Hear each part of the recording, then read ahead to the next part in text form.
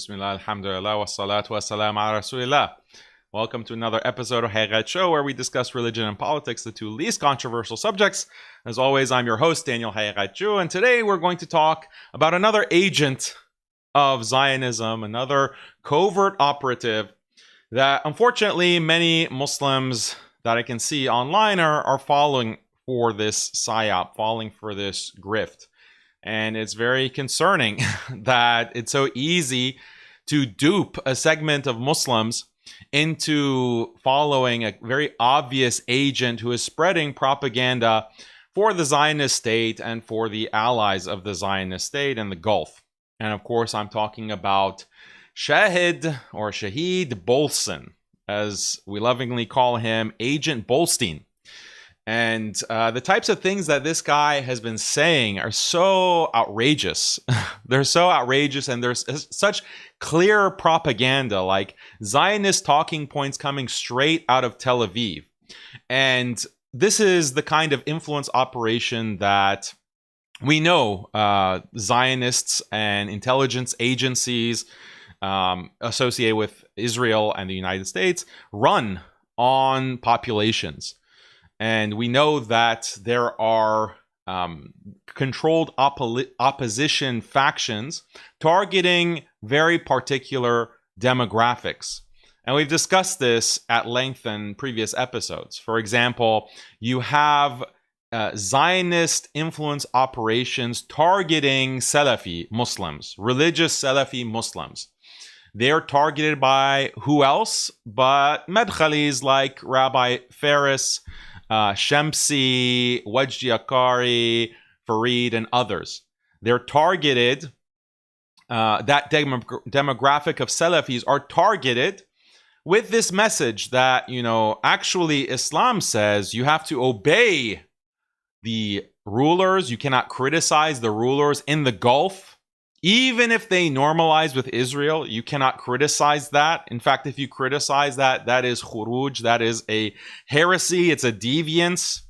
Your aqidah is not sound if you criticize these rulers for allying with Israel and serving Israel.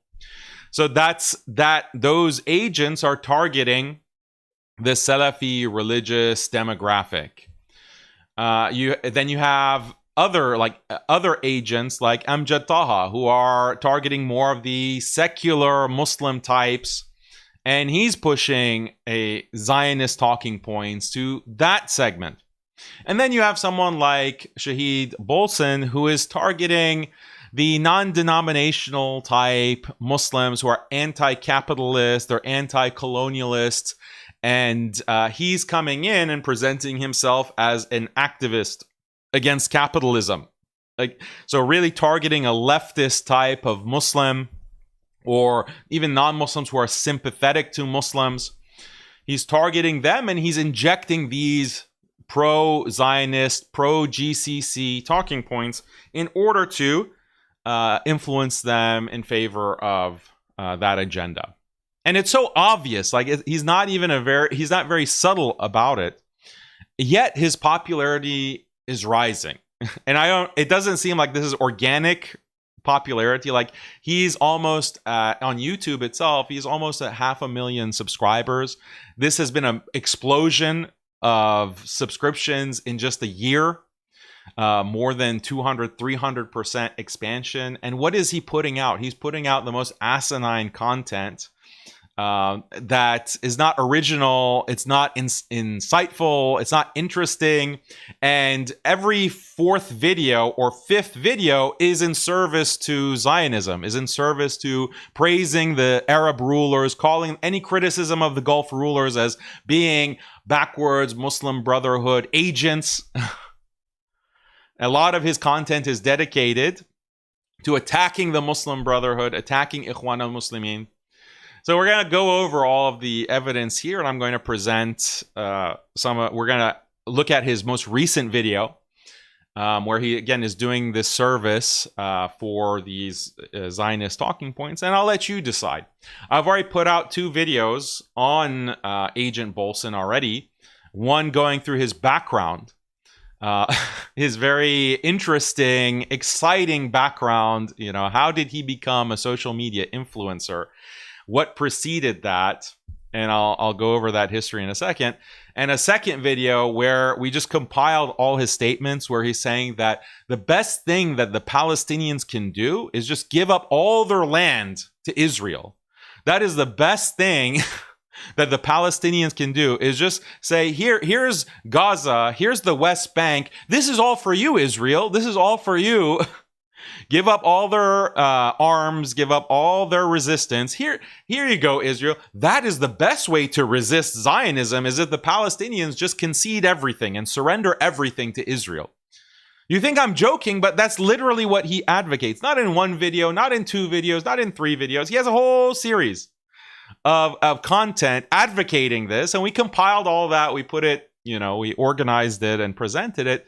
Like, how much more obvious can you be as an agent? So we're going to look at a selection of some other videos that maybe you haven't seen from this agent, and I'm gonna comment on them, and we're gonna have a good laugh. We're gonna have a good time, inshallah, on this stream. But yeah, I'll also, before doing that, go recap his background, because it's really unbelievable. Like, even if we didn't have this kind of content, which is so obvious, makes it so obvious that he's a Zionist agent, when you hear his background, it becomes undeniable. Like, there's no one who has more of an obvious background in terms of being an agent than this guy. It's actually unbelievable. Like, it's kind of sloppy if you think about it, that they did such a poor job. If you want to have an agent, maybe you should do a better job of concealing his background. But they apparently didn't do that. All this material that I'm going to share with you, or I have shared with you in the past, is all public domain. It's all public information. So, and then what makes it really relevant is that Andrew Tate, you know, the top G, quote unquote, or top Jeet as I call him, he's the one who has been pushing Shahed Bolson as well.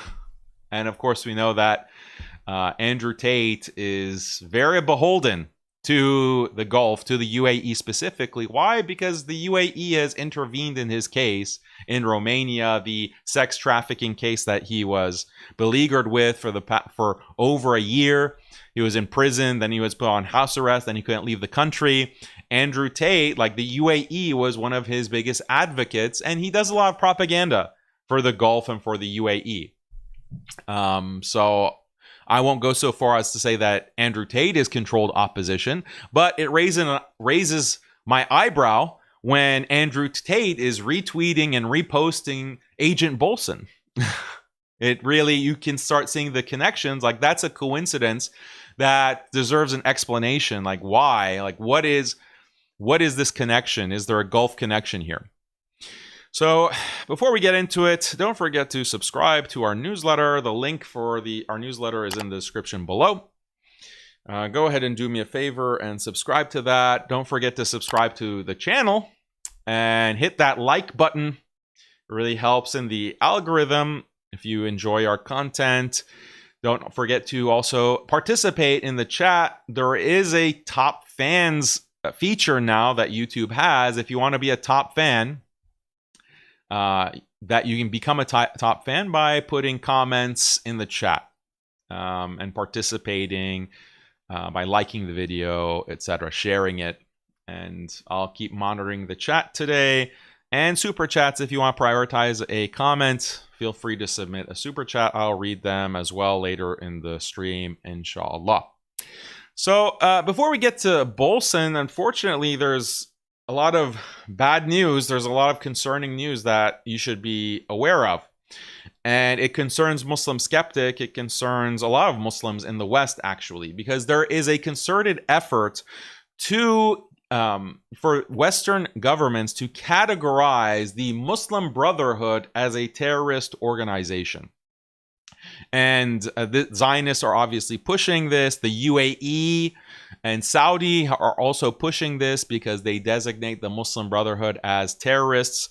And the reason for this is they view Islamism, the idea of political Islam, as a major threat. Not only Zionists view it as a major threat because organizations like Hamas or the Islamic resistance, the Palestinian resistance in general, are Islamists. They want Islamic government, and that's part of the basis for their resistance against Zionist incursion, colonization, settlement, and genocide. But also independently, these GCC countries, like the UAE, like Saudi, like Bahrain, Qatar, and elsewhere, less so Qatar, they view Ikhwan al-Muslimin, the Muslim Brotherhood, as a threat to their rule, to their power, because they are monarchies. They have a hereditary basis for government rule, and they also have an agenda for secularizing their countries, allying increasingly with the United States and Israel, and this is contrary to Islamism. So they view any kind of Islamism as a threat to their power and their influence, and so they have made it illegal. Those kinds of parties or groups like the Muslim Brotherhood, they're illegal in the Gulf. Many activists who are labeled as Ikhwan or are involved in any way with Ikhwan are imprisoned in these countries. And increasingly, the Arab League or the Arab countries as a whole are extraditing anyone who is connected to the Muslim Brotherhood or is advocating for the Muslim Brotherhood. They are actually being arrested and deported. So if you're in any Arab country, even if the Muslim Brotherhood is not illegal, for example, in Syria or in Lebanon, for example, or maybe even Morocco, it's not illegal in that country, but the UAE makes a call and says there is this Muslim Brotherhood member or affiliate in your country, extradite him to our country. They are now complying with those extradition orders. So this is a clampdown on the Muslim Brotherhood throughout the Middle East. And they want to expand that to beyond their borders, to the West, because they view anyone in the West who is advocating for Islamism as a threat, as a danger. And for over a decade, since the Arab Spring, the UAE in particular and other Gulf countries have lobbied the United States, the United Kingdom, France, to designate Muslim Brotherhood as a terrorist organization, so that anyone who is labeled as Muslim Brotherhood, whether rightly or wrongly, they can be sanctioned, they can be put in prison, they can be debanked, they can be censored, they can be neutralized. This is the agenda that the Gulf has, and it's something that is aligned. The interests of the Gulf are aligned with Israel's interests, because Israel also views Sunni Islamism in particular, as well as Shia Islamism, as a major threat to their agenda for the Middle East and ultimately for the world. So unfortunately, now we see that these efforts are coming to fruition under the Trump administration. And this is something that was just discussed recently. Marco Rubio, the Secretary of State in the Trump administration, he gave an interview recently where he's talking about the efforts of the Trump administration to list the Muslim Brotherhood as a terrorist organization. And this was reported in the Jewish Chronicle and many other outlets, where Marco Rubio says that we are working on the legal basis to designate the Muslim Brotherhood as a terrorist organization, and it's taking a little bit of time because we want to make it as legally solid as possible, because we're going to be challenged in court and we want to be able to win in court to keep this kind of designation. And why do they want to designate the Muslim Brotherhood as a terrorist organization? Because then it creates a plausible legal case to go after anyone in the West who advocates for Islamism, political Islam, or advocates for resistance to Zionism, or advocates for like a pan-Islamic alliance or pan-Islamic unity. These are all characteristics or ideological characteristics of the Muslim Brotherhood. Even if you're not actually if you have no affiliation with the Muslim Brotherhood, you can still be targeted. You can still be targeted with this kind of broad label, this broad designation. And what the Trump administration wants to do through the Department of Justice is to bring these types of charges to the political enemies of Zionism. So that includes me. That includes me. Why? Because I advocate a khilafah. I advocate for Islam as government. I advocate for pan-Islamic unity and alliance, even across sectarian lines. Obviously, I'm a big critic of Zionism and Jewish supremacy. So I personally will be affected by this kind of legislation if this designation that the Trump administration is working on. So once that goes through, then they're going to go to YouTube and they're going to say, look, you have someone who is affiliated with the Muslim Brotherhood. Why? Because Daniel is advocating for pan-Islamic alliance. Therefore, you need to, by legal order, you need to ban him off of your platform. All of these other social media platforms, X, Twitter/X, Facebook, Instagram, TikTok, whatever, you have to ban him and you have to censor him. At minimum, who knows what other kinds of charges they can bring. And this is the kind of work this is kind of the censorship regime that the Trump administration is creating because of the directives of the Zionist state. So it's quite bleak, it's quite dire, the kinds of things that they ultimately want to do.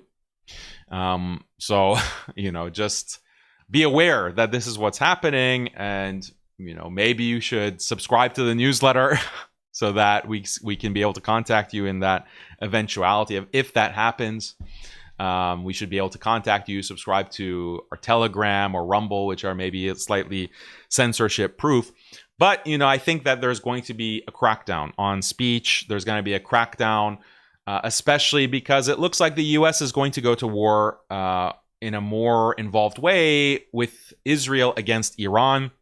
The reports are coming out that Israel is planning to attack Iran maybe in this month of August. If not this month, then certainly by the end of the year, there's going to be another round of attacks against Iran. And the U.S. is definitely going to be involved with that, just like they were involved in June in that 12-day war. And they're anticipating a lot of protests. They're anticipating, because if this is a more involved engagement and more involved investment by the U.S. in this war against Iran, the American public is going to be very opposed to that. It's going to be very popular. There's going to be protests. And you can see Trump now setting the stage, like putting in place the legal mechanisms and the executive mechanisms that will be able to crack down on any type of protest or public outcry against this kind of war. And he's already done it on the university campuses. He's basically withheld federal funding from universities like Harvard, Columbia, UCLA, Princeton, even threatened them that we are going to withhold hundreds of millions of dollars in federal funding unless you crack down on anti-Semitism. And anti-Semitism means criticism of Israel. So that has frozen speech on these campuses, because now the administrations cannot allow there to be a campus protest against Israel at Harvard or at Columbia or these other major universities in the country. That's step one. Step two, Trump is now deploying these kinds of rapid action units. I forgot the exact label that they have applied to this, basically the National Guard, being stationed in different major cities, starting with Washington, D.C., but ultimately being in places like New York, Los Angeles, Chicago, and elsewhere, to be able to crack down on any kind of civil unrest. And what is that going to be used for? I think it's pretty obvious that that's going to be used for any kind of anti-Israel protest, because it's anti-Semitism. No longer, Trump is basically saying that we cannot rely on local or state governments to crack down. We have to make it a federal issue. We have to make it a federal issue to protect these cities from protesters. And what is the main agenda that Trump is going to try to enforce, it's going to be an Israeli or Zionist agenda. So any type of assembly, protest, they're really working hard to crack down on that in the United States. The UK similarly, where the past year or 2 years, almost 2 years now, we've seen a lot, major protests happening in Western cities. And this has been a PR disaster for Israel, because Israel is going to be ramping up its ethnic cleansing campaign to remove the Palestinians from Gaza.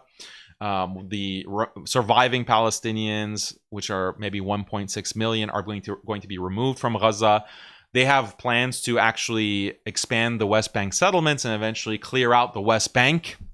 That's also on the agenda for the next few years. There's going to be even more protests. So they are taking these steps to be able to crack down and stifle and censor any type of free speech against Israel, any type of protest against Israel.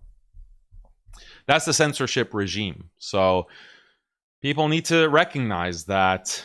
I see a lot of unjustified optimism, like, oh, we've won the narrative war against the Israelis. We've won the narrative war against Zionism. Not really. Not really. All of the same mechanisms of power are in place. And those haven't been changed. And if there is this momentary lapse in their censorship regime, that doesn't mean we've won. That doesn't mean that we've broken containment or we've broken free from those systems of control. The systems of control are there. They've just been paused for whatever reason, maybe as a release valve to give us the false sense of security that we do have the ability to criticize, we do have the ability to raise objections to a genocide. It's just a false impression of a release valve. And then when they need to clamp down, when they need to really shut it down again, in the way that was, for example, in the COVID era, or before the COVID era, after Trump's first term in 2017, 2018. When they want to do that, they can very easily do it. They can really once again turn on the switch. That hasn't been changed. Like those mechanisms haven't actually been altered in our favor. So how can you be optimistic? And people don't like to hear bad news, or they don't like to be told that this is the situation. It can be demoralizing, but we have to be realistic. Like, you have to be realistic about what's actually happening, and not fall for this kind of false sense of hope when it's not justified. So yeah, and then if you look at Congress, already they've introduced the legislation in the House of Representatives. Muslim Brotherhood is a Terrorist Organization Act of 2025. This is congress.gov, the official website of the House bills that go through Congress. And you can see it's already been introduced. So it'll be set to a vote, but basically it's the executive branch and Congress working in tandem, working hand in hand to fast track this type of program against Islamism, political Islam. You can advocate for a Indian state, a Hindu state. You can be a Hindutva activist, like a Hindutva fascist, and advocate for a ethno-Indian state that really cracks down and marginalizes Indian Muslims. That's no problem. There's no bills in Congress to crack down on that. You can advocate for a Zionist state, a Jewish state. No problem, but you can't advocate for an Islamic state, an Islamic government for Muslims on the basis of Islam. That's not allowed. That's terrorism. That's terrorism. You can advocate for a transnational Hindu identity, a transnational Jewish identity, a transnational Japanese or Chinese identity. Those are all legal. Those aren't seen as threats. But if you advocate for transnational, pan-Islamic, pan-Muslim identity, okay, that's an issue. That's a threat. That's a security threat, and it needs to be censored. It needs to be designated as terrorism.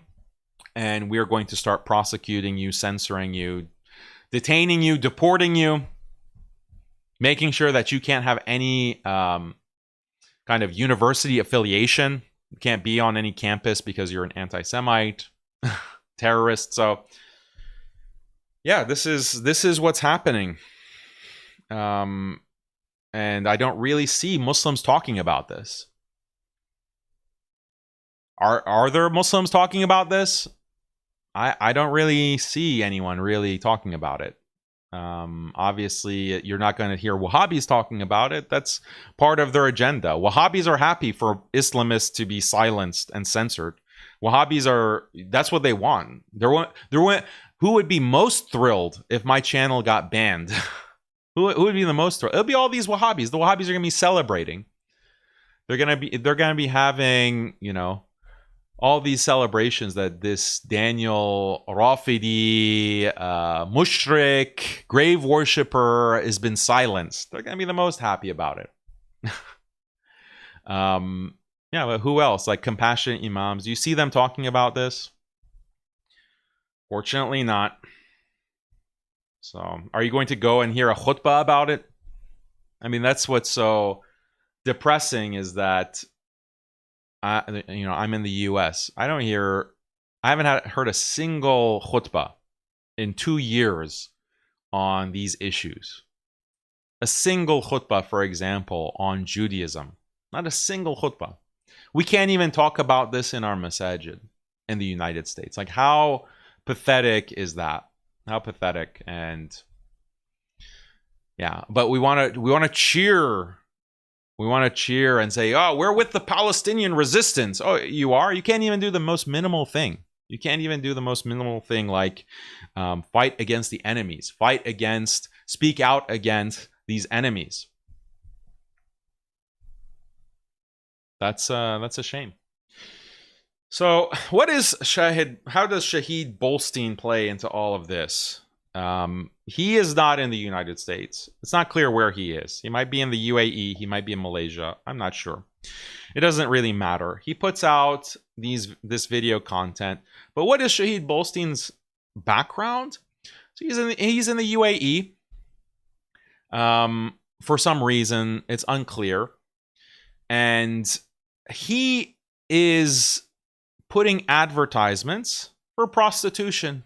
He's soliciting himself as a gay prostitute and someone else, a woman, as a prostitute.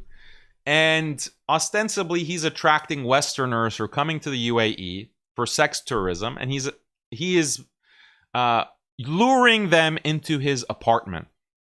And there's one person he lures into his apartment. I believe the last name is Steiner.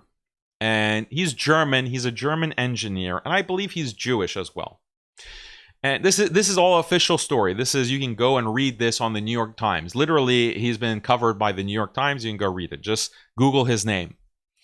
And from what Bolstein says, his whole agenda by luring these tourists in is he wants to give them a stern lecture. He wants to tell them, Don't come and do prostitution. Don't get prostitutes in the UAE. That's not right. That's not good. He wanted to set them straight, in his apartment. And then apparently this Steiner, this German engineer, he gets rowdy and he tries to go after the woman there, who is some Ethiopian woman that's there with Bolson, and he gets rowdy. So there's a scuffle. And Steiner somehow dies, is killed by Bolson. How does it happen? Well, the autopsy of this engineer was that he was suffocated, but with chloroform. This substance, chloroform, that induces fainting, but too much of it is going to kill you. Because by breathing in the chloroform. That's what the autopsy shows. So this is death by chloroform. Bolson claims that it was an accident. It was an accident. I didn't deliberately kill him. It was just there was a scuffle and then he died. But what kind of accidental death comes from chloroform? Like, who has chloroform, this kind of drug that's used for getting people unconscious and then raping them. You know, that's what people use it for. These criminals, serial killers, rapists, whoever, or intelligence agencies, when they want to put someone unconscious so that they can abduct them and kidnap them. How does Bolson have this just lying around in his apartment? And if there's a scuffle, how did you have time and the clarity of mind to grab the chloroform? You know, oh, here's some chloroform right off the table, right here, that I conveniently left on the table, and then get it over Steiner's mouth and nose and hold it there for so long that he ends up dying. How is this accidental? Seems premeditated. Seems like you had a plan for some kind of criminal activity. Then what does Bolson do? Okay, if it were accidental, then why didn't you call the police? Didn't you feel guilt that you've killed a man? Don't you feel contrition? Don't you feel bad that you've just killed a man? His dead body is there. Maybe you should call the authorities at that moment. That's not what Bolson does. He stuffs the body, the corpse of this German engineer, into a suitcase, puts the suitcase in his car, and drives it out into the desert. Drives it out into the desert and dumps the body behind some bushes in the desert. Then he takes Steiner's credit card and he goes on a shopping spree and buys $20,000 worth of electronics and other consumer goods. $20,000. And then he tries to escape. He tries to escape from the UAE and he gets apprehended at the border. I believe he was trying to escape into Oman. So he's apprehended at the border. The police are able to find Steiner's body in this suitcase dumped in the desert. And of course, Bolson is put into prison. He's put in prison and he's there for 7 years. 7 years. And apparently he was on death row. They want to execute him because in terms of qisas, in terms of the retribution, the Steiner family wanted him killed. The German family of this man wanted retribution, full retribution, because there's an option in the Sharia to forgive. You can either exact the retribution or you can forgive, and they wanted Bolson to be executed for killing their son. But for some reason, the UAE decides to let Bolson go. You're a free man. You're a free man. And how does Bolson explain this? Bolson explains this by saying, well, I finally got a chance to tell them the real story of what happened. That was an accident. I told the authorities, I finally got a chance. Prior to that 7 years, in that whole 7-year period that I was in prison, I didn't get a chance to tell them that was an accident. But when I got the chance after 7 years to tell them that it was an accident, they realized their mistake. Oh, our bad. Oh, what a mistake. It was an accident? You suffocated the man with chloroform by accident? Oh, wow. Aren't we embarrassed? Aren't we embarrassed that we put you, an innocent man, in prison for 7 years? Wow, we have egg on our face, don't we? Wow, what an embarrassing thing to put this man in prison for 7 years when it was an accident the whole time. It was an accident. Wow. Okay, you're free to go. You're free to go. This is literally how Bolson explains it. Because people obviously, when they see his slop come on their feed, they do some minimal Googling. Actually, most people don't even Google his name. But maybe 1% of these Muslims are Googling, okay, who is Shahid Bolson? And the New York Times article comes up. I think even Washington Post had an article. Like major Western media is covering this case because it's like an oddity. Like it's so bizarre. You have this white man from some rural part of America, I think Ohio, the Midwest. He converts to Islam. He goes to the UAE. He commits murder. He's in prison and then he comes out. So it's a newsworthy biography. So you can see all that. And then Shaheed Bolson puts out damage control with this narrative like, oh, if you Google my name, yeah, you'll see some concerning things, but here's the real story. It was all an act. It was all just a big misunderstanding. So imagine, like, who believes this? Who believes this? And then that's not even the end of the story. Once he's out of prison, he goes. He suddenly he explodes online in terms of popularity somehow after he's released from the UAE. And what does he start doing? This is around the time of the Arab Spring. And Mohammed Morsi is deposed in Egypt, and there's a coup against Morsi, and Sisi comes into power. And what is Shaheed Bolson talking about at this time? We need to bomb KFC in Egypt. Activists, we have to fight the capitalist global order by bombing KFC in Egypt. Like, he's on his blog, on his social media, on Facebook. He starts advocating for acts of terrorism against these corporations that are in Egypt. Openly advocating for this. Now, all of that material has been scrubbed. You can still find the archives, but it's covered in the New York Times, talking about how this white convert to Islam is advocating bombing KFC in Egypt, the KFC bomber. This has been covered by Western mainstream sources like the New York Times. But isn't that strange? Like, you were in prison for 7 years. You'd think you'd come out of prison and you want to start living a clean life. You'd start from scratch, maybe keep a low profile. Don't attract attention to yourself by advocating for terrorism. No, that's not Shaheed Bolson's style. Shaheed goes for the gold immediately, comes out of prison and starts advocating for terrorism.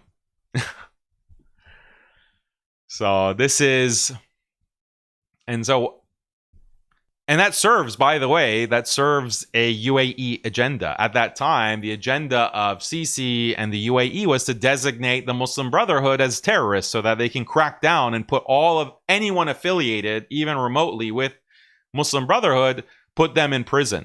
So it's very convenient for Shaheed Bolson to come and start advocating for terrorism. So this is the quick background on Shaheed Bolson before we react to his video. So that period of Shaheed Bolson's activism from 10 years ago has been completely scrubbed, wiped from the internet.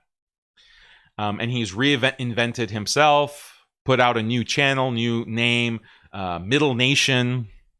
And now everything that he's advocating for is the Gulf countries, the Arab rulers are the most insightful geniuses who really are fighting against Zionism, as opposed to people who are Muslim Brotherhood affiliated and they don't understand the brilliance and the wisdom of the Arab rulers. So let's get into this material. Here's the video that he put out today. From boycotts to power plays. So this is one of the things you've heard of Rabbi Ferris say that boycotts are haram. Boycotting Israel is haram. You can't boycott Israel. That's something that actually makes you into a Khariji terrorist. Bolson obviously he's not targeting that demographic of religious Wahhabi Muslims. He's targeting the non-denominational type of more liberal inclined, leftist, anti-capitalist, anti-colonial Muslim. So that's the framing that he gives this, but the same ultimate message. You shouldn't boycott Israel. In fact, you should, if you really want to resist Israel, you have to invest in Israel. Well, let's watch this. See things according to their level. And they operate according to their level, and they judge according to their level.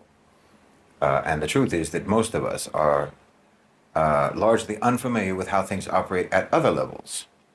So to a certain extent, I think it's unavoidable that we will see things incorrectly and we'll judge things incorrectly. So like if you look at Israel right now, if you look at the economy of Israel and the political and social situation in Israel right now, from the perspective of, say, a neoliberal predator, from the perspective of an economic hitman, well, it's going to be like a lion looking at a wounded animal that strayed from the herd. That's what Israel looks like to someone at that level. Now, you and I are understandably focused on Israel's ability to kill, but you're so focused on that, and maybe the Israelis themselves are so focused on that, that you'll fail to notice the extent to which Israel is losing the ability to live. They have the ability to kill, but they are rapidly losing their ability to live as a nation, as a country, as a so-called Jewish state. Netanyahu has sacrificed the long-term sustainability of Israel for the sake of his short-term political career. In order for him to even have a career in Israel at this point, he's put all his eggs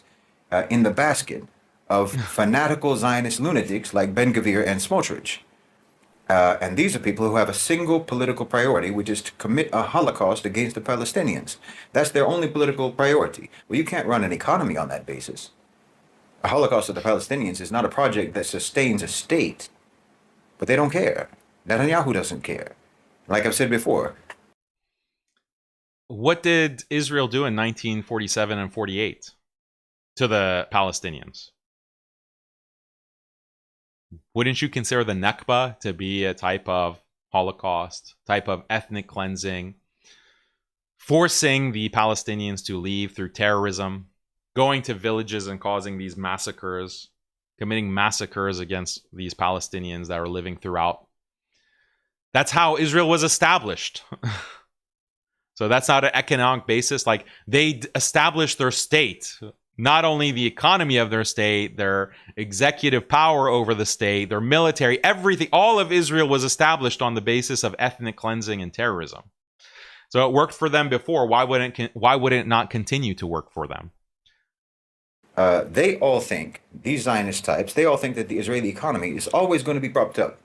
It's always going to be propped up by American aid, because it always has been. All they were ever required to do was to bomb and to kill and to destabilize, and they were always amply rewarded for doing that. So they think that this contract that they have with America is an indefinite agreement. So they've never had to truly build an independent economy. They've never had to build a truly independent state. Israel has been a client state from the beginning. It's been a dependency from the beginning. And they made the mistake of thinking that model, that client state model, is permanent. I mean, the vulnerability of that sort of a state is obvious. It's obvious. But the assumption of permanence made them think that vulnerability didn't matter. But that's never been realistic. That's never been a realistic assessment. You cannot build your state and you cannot build your economy based on the assumption that the world is never going to change and the geopolitics and relationships are never going to change. You can be a thriving dependency only as long as you are useful to your benefactor. But the moment you cease being useful to your benefactor, then your dependency upon that benefactor becomes a liability to that benefactor. What is the benefit? What is the benefit that the U.S. gets from supporting Israel? This is something that he never explains. Like, what is the usefulness of Israel to the United States? Look at all the harm that supporting Israel has done to the United States. In the United States, just in terms of reputational damage, in terms of the world stage, how the world thinks of the United States as being the funder and facilitator of the genocide. Look at just the reputational damage. But what benefit does the United States get from endless wars in the Middle East? How does that help the United States? And people like Bolson might say that, well, the United States is a colonial project. It gets to access to Muslim resources. No, no. Actually, it's very limited, the amount of resources that the United States gets from the Middle East. The main benefactor of endless wars in the Middle East and the Gulf Wars from, if you just go back to 1990 with the first Gulf War, the second Gulf War in 2003, striking all of these Muslim countries since 9/11. Who does this benefit? It benefits Israel. It benefits the security of Israel. The United States is eliminating all of the regional opponents of Israel. These countries have no beef. They have no problem with the United States. There's no reason for these Middle Eastern countries to not have normalized relations with the United States economically, diplomatically, and everything. The only problem is that you have Israel in the middle that is trying to dominate and eliminate the Palestinians, to ethnically cleanse them in order to expand their territory from the very beginning, from 1948. That's not in the benefit of the United States. That doesn't help the United States. If the United States wants to have more economic control and more influence in the Middle East, they can have a direct, normalized relation with all these countries. What prevents that is you have Israel, who is constantly trying to eliminate the Arabs and ethnically cleanse the Palestinians. And in fact, if you go to the early days of Israel as an established state, the presidents of the United States wanted to have a neutral position when it came to the Middle East.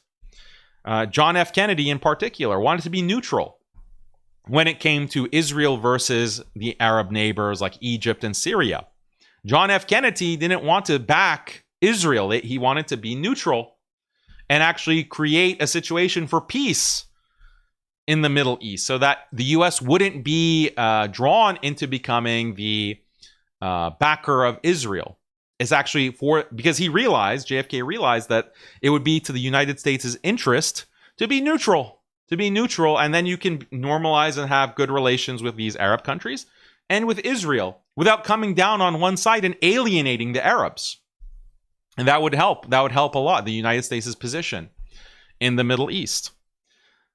But obviously, JFK was assassinated. I wonder by who.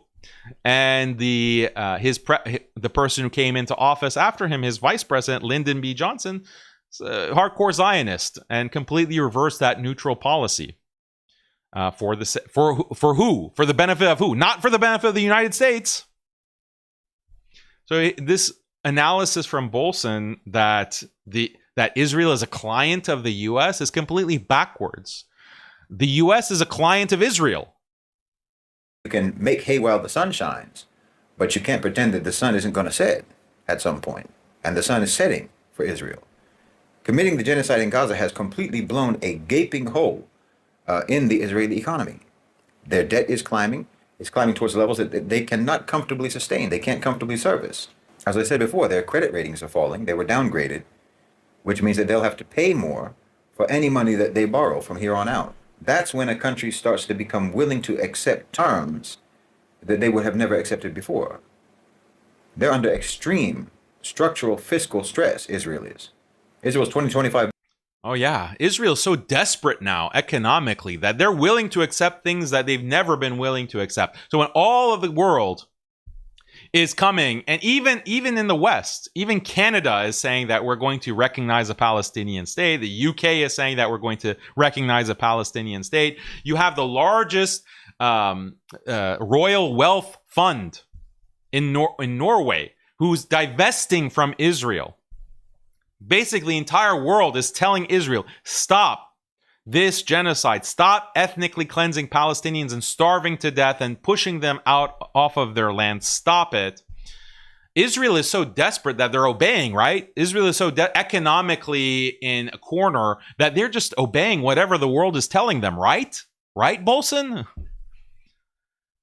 So this is why what he's saying makes no sense. If Israel truly is that desperate, why do they just keep doing what they want to do? Like, why are they still engaging in the same program that they've been engaging in since October 7th, let alone 1948? Where is the evidence that their behavior has actually changed because of influence from the outside or because of their desperation? Where's the evidence of that, Bolson? Deficit guidance sits at around 4.9% of GDP. And that could blow all the way past 6% or 7% if things continue to grind on as they have been and as Netanyahu has said he plans to do. You understand? Their debt is projected to be 70 to 71% of their GDP in 2025, 2026. That's from the Bank of Israel. You have severe labor shortages in Israel because of their calling up their reservists, their mobilization of reservists, plus the loss of Palestinian workers. That's choked off construction. That's choked off services in Israel. Even with imported workers from, India and elsewhere, Philippines, Bangladesh, and so on, you're still something like 100,000 workers short. That's just for the construction sector. About 10 to 15% of the Israeli workforce has either been called up as reservists, or they're otherwise non-productive because of, mental illness, because of PTSD, suicidality, and what have you. Not to mention how many of them have been killed, how many Israelis have been killed, and how many have fled the country. Okay, so that's the situation. Now, when you and I look at that. All right, that's the situation. Israel is in dire straits. Economically, they're on the brink of collapse. Isn't that a good thing? Like, isn't that a good situation? Like, don't we want to help that along so that happens faster? The economic collapse of the Israeli state? Like, isn't that something that we should be encouraging? The only thing that we see is the damage. That's what we see. But an economic hitman, a predatory investor, they see opportunity for control, opportunity for leverage. See, this is the hard thing for most of us to wrap our... Oh, do you see that zoom? The zoom to emphasize. Oh, the hitman sees an opportunity for investment. Heads around. That's what I was talking about how we look from different strata. So resistance and opposition looks one way on one strata, and it looks a whole other kind of way on another strata. You understand? It depends on what level you're at. It depends on your level, and it depends on your resources. So for us, for most of us, at our level, from our strata, our opposition and our resistance looks like protests. It looks like boycotts. It looks like, death to the IDF and so on. But on a higher strata, on a higher level, with greater resources and so forth, resistance and opposition operates entirely differently. It can even look like the opposite of resistance for those of us who are on a lower level, you see. So for us, we boycott, for instance. We don't buy. But when you're in the strata of an economic hitman, when you're in the strata of a predatory investor, you don't boycott. You do buy. You buy. You supply. Because at the level where you are, you can purchase dependence. You can buy disempowerment. Do you understand? So say, for example, you become the manpower supplier for the Israeli labor market that is short of labor, especially for construction. So you become, or you say you buy, or you establish 2 or 3 or 4 different firms, manpower firms that provide labor, imported or exported manpower from another country, migrant labor. You sign MOUs with Indian and Filipino recruiters, and now you control 25 to 30% or 40% of the migrant labor pipeline going into Israel. That's control. That's a dependency. You identify a weakness. So did you get that? So there are different strata of resistance. There are different levels. At the low level, the level of idiots and Muslim Brotherhood operatives, like the idiot level, boycotting Israel is resistance. But if you're at the higher level, where you're doing 5D chess, at the level of the Arab monarchs, at the GCC ruler level, where you have wealth, actually to resist Israel means to send it investments and cash. And you have a worker shortage, you can't really build and develop. We're going to send you workers.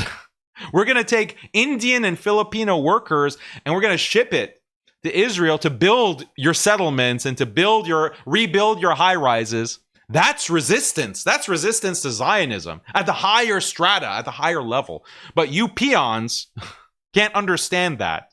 You peasants, you idiots can't understand the genius of Shahed Bolson and MBZ and MBS and these Gulf monarchs. You can't understand their resistance. They're actually doing the more effective resistance, because as I said, there is this gaping hole in Israel's economy, and if you fill that hole and you swoop in to save Israel with more investment, with a labor force, flush Israel with cash to ameliorate the economic hole, the economic problems that they have, that creates dependence. Oh, now you're dependent on us, and that means control. We can control you. You have to follow our dictates now.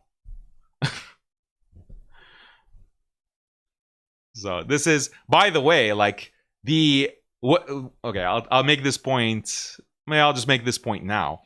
The normalization that the UAE has had with Israel goes back to 2020. It's been 5 years of nonstop investment that the UAE, that the Gulf has put into Israel. Billions of dollars, tens of billions, maybe hundreds of billions have gone from the UAE, from the Gulf into Israel. where's the control? Where's the control that the UAE is now exercising over Israel? Wasn't there dependence that was created, Shahed, according to your genius geopolitical insight? So shouldn't that 5 years and hundreds of billions in investment in Israel, shouldn't that have created control where the UAE can tell Israel, hey, maybe stop genociding Muslims, maybe let in aid trucks at least so they don't starve to death? Apparently, the UAE has to invest maybe trillions, maybe tens of trillions of dollars need to be invested before we get the full control that genius Shahed is envisioning here. You identify a vulnerability, and then you become the solution for that vulnerability. But that means that you never let them solve their weakness. You never let them solve their vulnerability by becoming stronger independently, by becoming invulnerable. No, you keep them weak, you keep them vulnerable, precisely by being the solution to that weakness and to that vulnerability. Do you understand me? So they never have to fix it. They never have to fix it themselves. They become dependent upon you as the solution, as the fix for their weakness and vulnerability. That's power, that's control, that's leverage. That's resistance and opposition as it operates on that level, as it operates on that strata. Now to us down here at our level, well, we'll say it looks like collusion. It looks like collaboration. It looks like support. Why would you be support? Yeah, it does look like support. It does look like collusion. It looks like the wealthy helping the wealthy. You scratch my back, I scratch yours. We get rich together, and the Palestinians continue to suffer. That's what it looks like. Yeah, that's absolutely true, Shahed. And if there's leverage, what is the indication that that leverage exists, that power exists? What indication is there that the Gulf has any type of influence or leverage over Israel? In fact, it looks like the exact opposite. It looks like the exact opposite. All of the power and control is Israel over the Gulf, forcing the Gulf to accept the Zionist agenda. That's what it looks like, because all of the interests of Israel are being met, and none of the interests of the Muslims are being met, even the Gulf Muslims. So where, that's how you can tell where the power lies. Like what is it, the tail wagging the dog? Even with the United States, where are the interests of the United States being met with endless wars in the Middle East that just happen to benefit Israel, happen to benefit taking out the enemies of Israel? What is the benefit that the United States gets? Or even like a war with Iran. What does war with Iran, how does the U.S. benefit from that? The U.S. would benefit much better from normalization with Iran. And that's the kind of negotiations that they're pursuing with Iran. And who sabotaged those negotiations? Israel.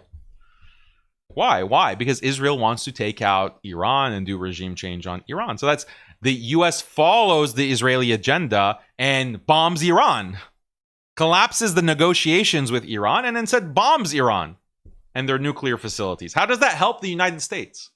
That's just following the agenda of the Zionists. So this is just unbelievable that people buy this nonsense. Supplying workers to Israel, right? That's from our perspective. We want them to be without workers. We want everything to stop in that country. We want all of their industries to shut down, okay? Yeah. That's myopic. It's myopic. Because the problem is going to be solved one way or the other. Their shortages problem, their economic problems and so on, it's going to be solved one way or the other, because that's what countries have to do. It's either going to be solved. They're going to solve it one way or the other. So let's help them solve it. Let's help them solve it. Let's flush them with trillions of dollars. Let's help them. Let's send them the workers that they need. By themselves. Either they're going to solve it themselves, meaning they're going to fix their vulnerability, or else someone is going to come in to become the solution that keeps them vulnerable and keeps them dependent. Now you tell me which one is better. Would you rather them become invulnerable or remain vulnerable by having someone else solve their problem for them and make them dependent upon the problem solver? So like, for example, if I was a GCC investor, for example, that's what I would do. I would become the labor supplier for Israel. I would make deals with recruiters and with Israeli companies with a clause that says that we have to be the exclusive provider of labor for this or that company or for this or that project. I will tell the Israelis, okay, look, I understand you need workers. You need workers badly. Your reservists are all called up. You've locked the Palestinians out of your labor sector. Now construction is bleeding. Housing costs are exploding. Okay, no problem. We'll solve it for you.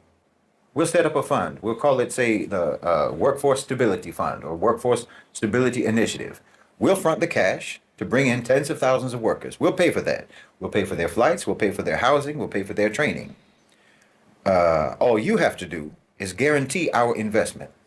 You can do that through your pension funds. Your pension funds can guarantee our investment. So every month, a cut of the workers' paychecks will go right back into the fund, back to us, to the UAE or to the GCC or what have you. That'll be automatic. Okay, that's Israeli money being siphoned off to go to GCC financial institutions. Money taken from them and given to us. And if too many workers quit, well, repayment comes out of your pension funds, not out of their paychecks. Then suddenly, mysteriously, you start having reports of labor abuses in Israel, human rights violations against construction workers, and so on. You know, your government is not protecting laborers. It's a shame. Then we have to shut down the worker pipeline. But you still have to pay us from your pension funds. No more visas, no more flights, no more nothing. Suddenly, half of your construction sites all go silent. They all go quiet. They all become still. And you have a liquidity crisis because you have to pay us. Your initial premise was that problem's going to solve itself. The labor shortage is going to be solved itself.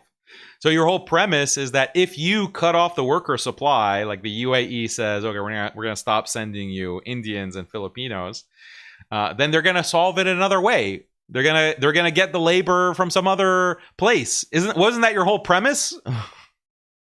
So how is this going to put pressure on Israel if you cut off the pipeline? Nothing he says makes sense. It doesn't add up. And I mean, the thing that he is conveniently ignoring is that what kind of military base do all of these Gulf countries have within their borders?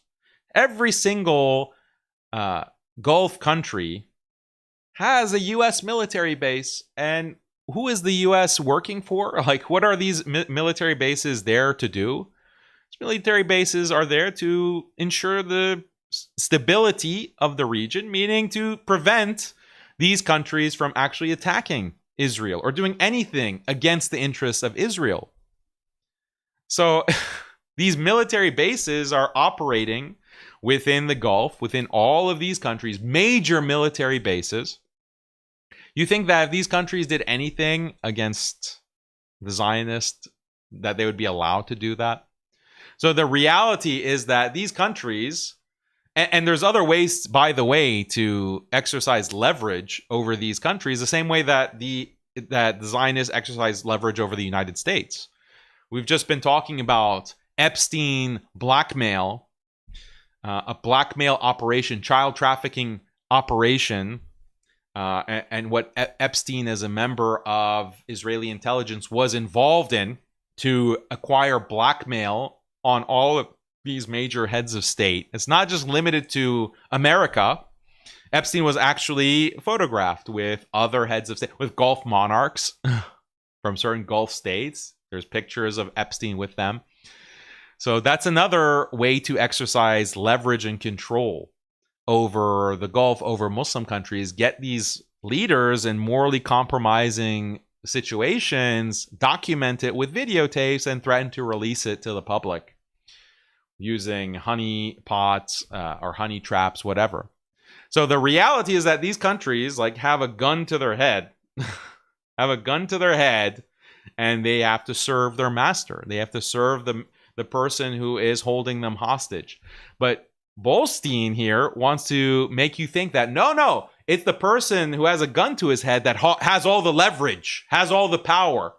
When the UAE or Saudi or Bahrain or Morocco or whoever is shoveling money and resources to Israel, that's because they're trying to exercise leverage. That's going to be leverage over Israel. And then you tell Bolson, yeah, but what about that gun that's pointed to their heads? What about that gun? No, ignore that. That's nothing. There's nothing there. Just look at the dependence that's created with the economic investment and the labor investments. And the same goes with energy. You know, everyone's talking about this $35 billion natural gas deal between Israel and Egypt, the Leviathan field, and so on.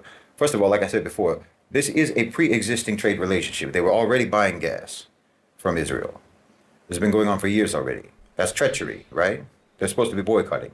Egypt is supposed to be boycotting. I mean, after all, energy is one of the few sectors left in Israel that can still bring in some money. So shame on Egypt, right? Again, that's the view from our strata of resistance, from our level of resistance. But look at this. This is what I think is a 15, 20-year contract, locked in, okay? Now, this deal was always based on the idea that Egypt's rising consumption needs, their energy consumption needs, needed this from Israel, this gas from Israel. They needed it for domestic use.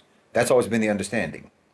I think currently Israel supplies 15 to 20% of of Egypt's gas consumption. Egypt is Israel's biggest export customer for natural gas. Okay, but this is a mutual dependency, you understand? Egypt needs the gas, yes, but Israel needs to sell the gas. So Israel is economically dependent on Egypt. They're dependent on Egypt as a stable and a large customer. Okay, so what happens when Egyptian need has alternatives? Because Egypt is actively pursuing alternatives right now. And there's no doubt that in the long term, that's exactly what will happen. They will have alternatives. They will have other means of meeting domestic consumption. If they begin to increase their own domestic gas production, which they can do, or they secure alternative natural gas supplies from, say, Russia or from Qatar or from Turkey or what have you, this is going to allow Egypt to buy Israeli gas primarily for their own LNG export, meaning Egypt will be the one profiting from Israeli gas. Not to mention, this is going to make Egypt a strategic choke point for Israeli energy exports to the global market, because Israeli gas destined for export would be routed through Egyptian infrastructure, Egyptian pipelines, LNG terminals, and so forth. Do you understand what I'm saying? Do you follow me? It ties it completely with Egypt's domestic policies and their infrastructure capabilities. But there's more. The Israeli company that is involved in this deal with Egypt is called NewMed, and the United Arab Emirates is already in negotiations to buy half the shares in that company. They're going to build a pipeline to ship the gas to Egypt. And that's going to cost more than Israel can possibly finance, especially after the last 2 years. So again, this is an opportunity for leverage. It's an opportunity for control, because a pipeline is a choke point. Infrastructure is a choke point. Egypt is becoming a choke point. We've learned from our own experience in oil and gas and so forth that the resource itself is not, in fact, the main lever of control. It's the extraction, it's the processing, it's the refinement, it's the shipment of that resource. Those are the levers of control. That's how the West has subjugated us, despite the fact that our resource wealth vastly surpasses the West. But they've been able to control us by controlling all of these other means. They've controlled the means of extraction, the means of How does the U.S. control Muslim countries or any other, South America, for example, or Europe or Africa? Like, how does the United States or the European powers, how do they exercise control? According to Bolson, it means like they control the extraction of resources. Okay, but how do they control the extraction of resources? Through military. It's through having the bigger gun, having the bigger weapons, being able to dominate these other countries because you have more wealth and you have more military strength. With your wealth, you can buy off the politicians. You can basically trap countries into these financially dependent situations where they owe you money because you've given them high interest loans, and then they owe you money and they can't pay off the interest. They can't pay off the loan. Therefore, when they can't pay it off, you send in the military. You send in the military to take control of those countries. This is what economic hitmen do, actually. But it requires military superiority. So Egypt or the UAE or any Muslim country is not going to be able to exercise leverage over Israel because they're not militarily more powerful than Israel.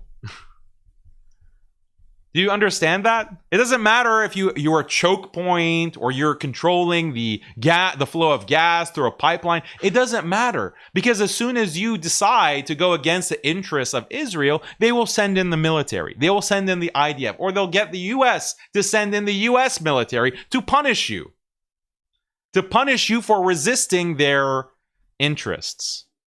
So everything that Bolson is saying is pure nonsense, is pure unadulterated garbage spewing out of his mouth. the military component is the end all be all. That's the whole basis of power, having the bigger guns. And unless you have bigger guns that you develop, you're not going to be able to resist the agenda, the Zionist agenda. And who is the only power that's really resisting militarily in terms of having a bigger gun or some kind of leverage? It's Iran. It's Iran with their hypersonic missiles and their ability to target within Israeli territory. That's the kind of leverage that you can actually see has an impact. And of course, Bolson is against that. He won't advocate Muslim countries to develop these kinds of weapons. He was completely against Iran in the 12-day war. He was saying that this is just fake. It's not actual real resistance. What Iran is actually colluding with Israel. That was his position. Iran is in the middle of bombing Israel. They're bombing each other. And according to Bolson, like he goes with this line that was cooked up in Tel Aviv that, oh, this is just theater.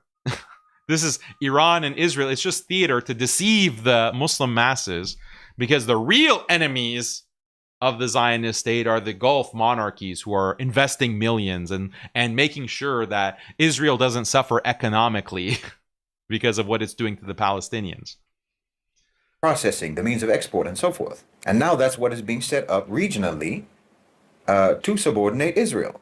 But it doesn't look like that to us from our strata. But this plays out the same across multiple sectors: logistics, ports, storage, trucking, healthcare, construction, like I said, desalination, sanitation, on and on and on. Every single one of these sectors in Israel are vulnerable now. And the longer Netanyahu runs that country, the more he is running that country into the ground, driving the economy. If they're so vulnerable, like if the UAE and Saudi and Bahrain and whoever, they have like this power that Bolson is claiming, and Israel is vulnerable right now, then why aren't these countries pressing the button of control to stop the genocide and stop the ethnic cleansing? Like, wouldn't now be the prime moment to exercise your control? Like, what are you waiting for? In a year's time, there won't be any Palestinians in Gaza, okay?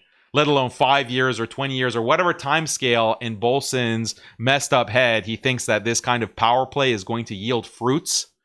Like, if they're vulnerable now would be the time to act. Now is the most desperate time to act in order to prevent over 1 million Palestinians from being killed or being ethnically cleansed.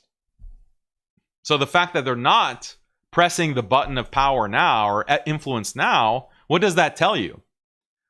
Off a cliff. Every single sector in Israel, every single industrial and economic sector in Israel is going to be ripe for economic conquest. Conquest by the GCC and conquest by BRICS, by China. But from our strata, we see this conquest as Israel being propped up, because that's how it looks like from our position, from our level. But it's not being propped up, it's being locked up. But most of us don't understand economics. Most of us don't understand investing. We don't understand business. And to be honest, most of us have a very simplistic vision of what Israel's defeat is supposed to look like. We want to see Israelis all scrambling on the beach, for dinghies and rafts and whatnot in the Mediterranean Sea, trying to escape to Cyprus, trying to, row their way to Greece or Cyprus while Tel Aviv burns. Because we don't understand how conquest actually works in the 21st century. We don't understand how conquest works. Us peons, us peasants, low IQ, mouth breathers, we don't actually understand that when Iran is bombing Tel Aviv and you have a mass exodus of Israelis trying to escape, they can't go through the airports because Netanyahu has shut down the airports. So they have to go and get on these ferries or these rafts and go across the Mediterranean to Cyprus to escape. That's actually not conquest. You have to be a low IQ moron to think that that's a good thing, actually. Real conquest means investing millions of dollars and sending laborers to build the skyscrapers of Tel Aviv and to expand settlements. That's actually conquest. Not a mass exodus of Israelis leaving the land that they've occupied through terrorism since 1948 and prior. Wow. Oh my God, that's such genius from Shahid Bolstein. Wow, oh my God, my mind is blown by the insights of this. How? No wonder, like, is his head like really that big? It's such a big brain busting out. Like, is that why he lost his hair? Because he's just so smart. It's like his cranium has expanded to such a degree with such a huge brain of insight, geopolitical mastery. We don't understand how things work on that strata of wealth and power, of economic hitmen and predatory investors. But okay, that is what's happening at that strata. That's what they're doing. And they know what they're doing. And it's positive for Palestine. And it's positive for regional sovereignty and regional independence, political independence, economic sovereignty. And it's positive for the evaporation of Zionism. So what about your strata? Israelis escaping Israel, that's not good for Palestinians. What's good for Palestinians is the UAE infusing $1 trillion into the Israeli economy. That's what's good for Palestinians. That's what you really need to worry about. That's what you really should be thinking about and worrying about. What are we doing at our level?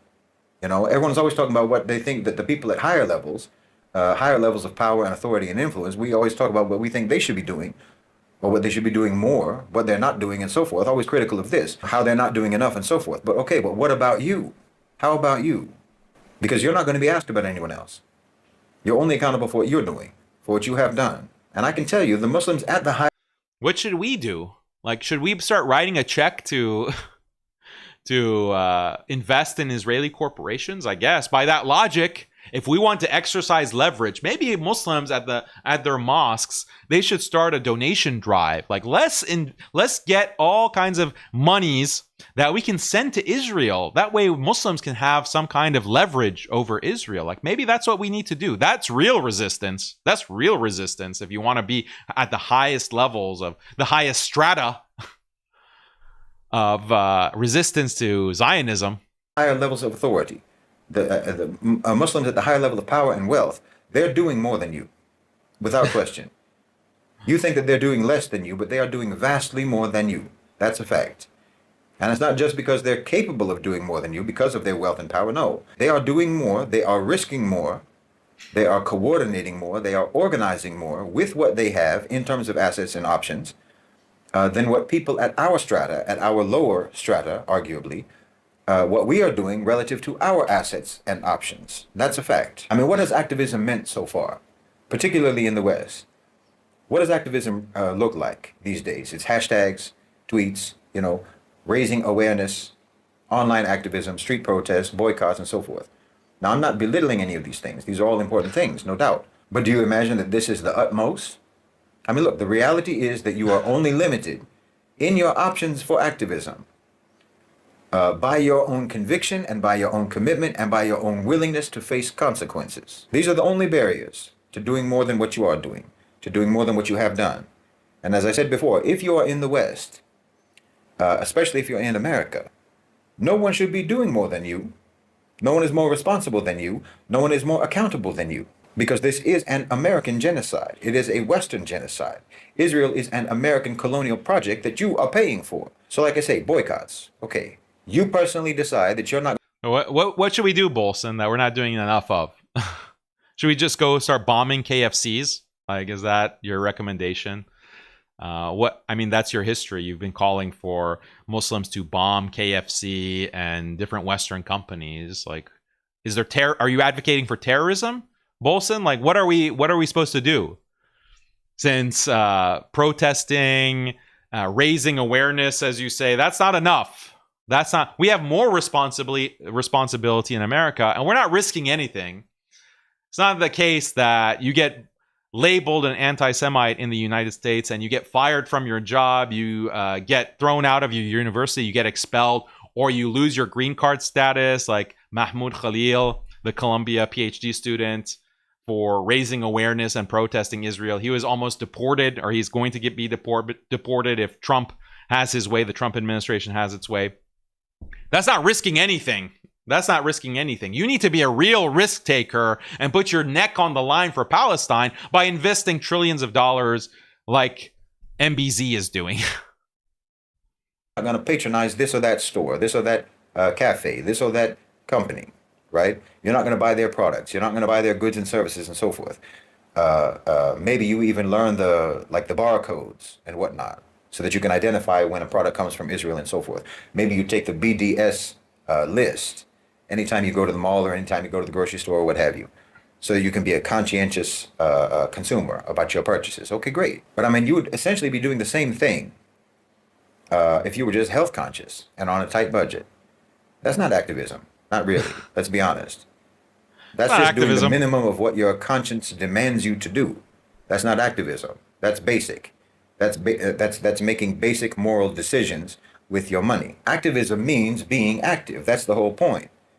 Like instead of just not giving a company your money, activism would mean that we're talking about actively preventing that company from profiting at all. Okay, yes, to a certain extent, you're doing that by spreading awareness about a company's involvement or connection to Israel. Isn't that what a boycott is? Like, what are you suggesting? Again, like, how do we prevent that? Are you suggesting terrorism? What? You spread awareness about that so that other people can also choose to be moral consumers, to make moral decisions with their money, sure. But I'm talking about boycott enforcement, not just I'm not going to shop here. No, you take it to the point of no one is going to shop here. This company, this shop, this outlet is not going to be allowed to profit. It's not going to be allowed to operate. It's not going to be allowed to function. I'm talking about system disruption, because anyone who can disrupt a system controls that system. I thought that leftists, for example, were all pro-Palestinian. And I also thought that that leftists were all connected to or embedded in labor unions. Well, how can both of these be true if we have not had universal labor union shutdowns in relation to Israeli-linked companies? I mean, Who do you think controls those unions? Who do you think is at the head of those unions, genius? in a few places, mostly in Europe, as far as I know, we have had, like, for example, dock workers refusing to load or unload ships that are carrying goods or carrying weapons that are bound to or coming from Israel. That's happened. But why are these things sporadic occurrences? Why does it only happen once in a while? We only hear about it once in a while. Why isn't there a unified position across all unions? Now, let me quickly address this fake news that was going around, by the way, about the Saudi.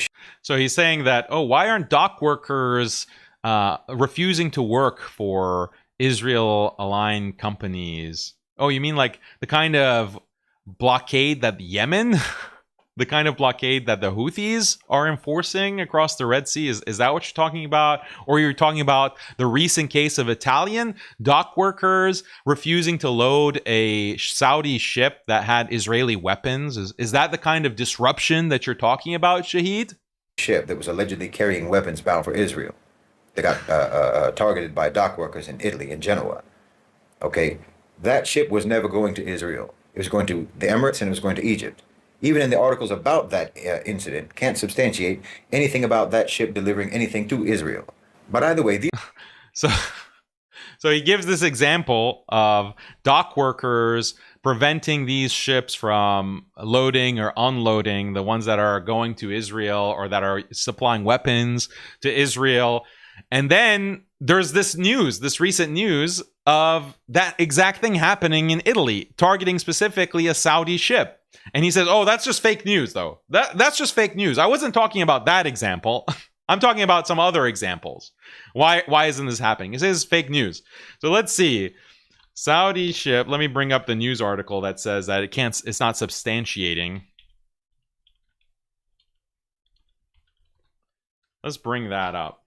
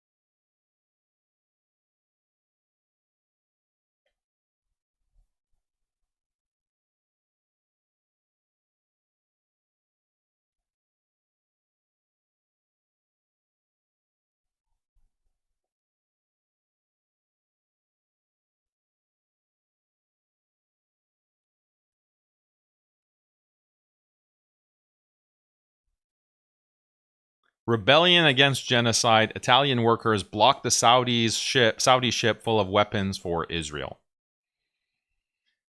So, can you see this? Workers in the Italian port of Genoa blocked the passage of a Saudi ship transporting shipments of weapons for Israel. The ship Bahri Yanbu, operated by the Saudi shipping company Bahri, arrived from Baltimore in the U.S. state of Maryland and was scheduled to load military equipment produced by the Italian arms manufacturer Leonardo, including an Otto Melara gun intended for Abu Dhabi, along with tanks or other heavy military equipment that was allegedly already placed in the terminal yard. Routine inspections revealed that the ship was transporting weapons and ammunition for Israel. After 40 dock workers boarded the vessel. "We don't work for war," said Jose Nilvoi from the Autonomous Collective of Port Workers and the union Syndicat de Basse, adding that the Port Authority had promised talks on establishing permanent monitoring of the arms trade. So this is exactly the type of activism, the real activism that just a minute ago Bolson was saying this is what we need. And so they're doing it, but he immediately says this is fake news. This is fake news. So which is it? Sarajevo Times published this. So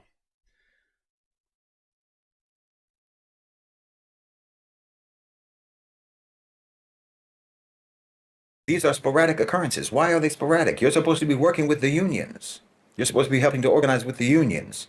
And even when there are no unions to work with, you're supposed to be doing that. Look, you can enforce boycotts. You know, those products on the shelf that you're not going to buy because they're on the BDS list, those products that you're boycotting, well, they had to be put on the shelves in the first place. Think it through. They had to be offloaded from some container ship. They had to be transported. They had to be stored in a warehouse somewhere. And then they had to be delivered from that warehouse to the outlet, to the store, where the shelves are. At every point in that process, there are opportunities for disruptive activism.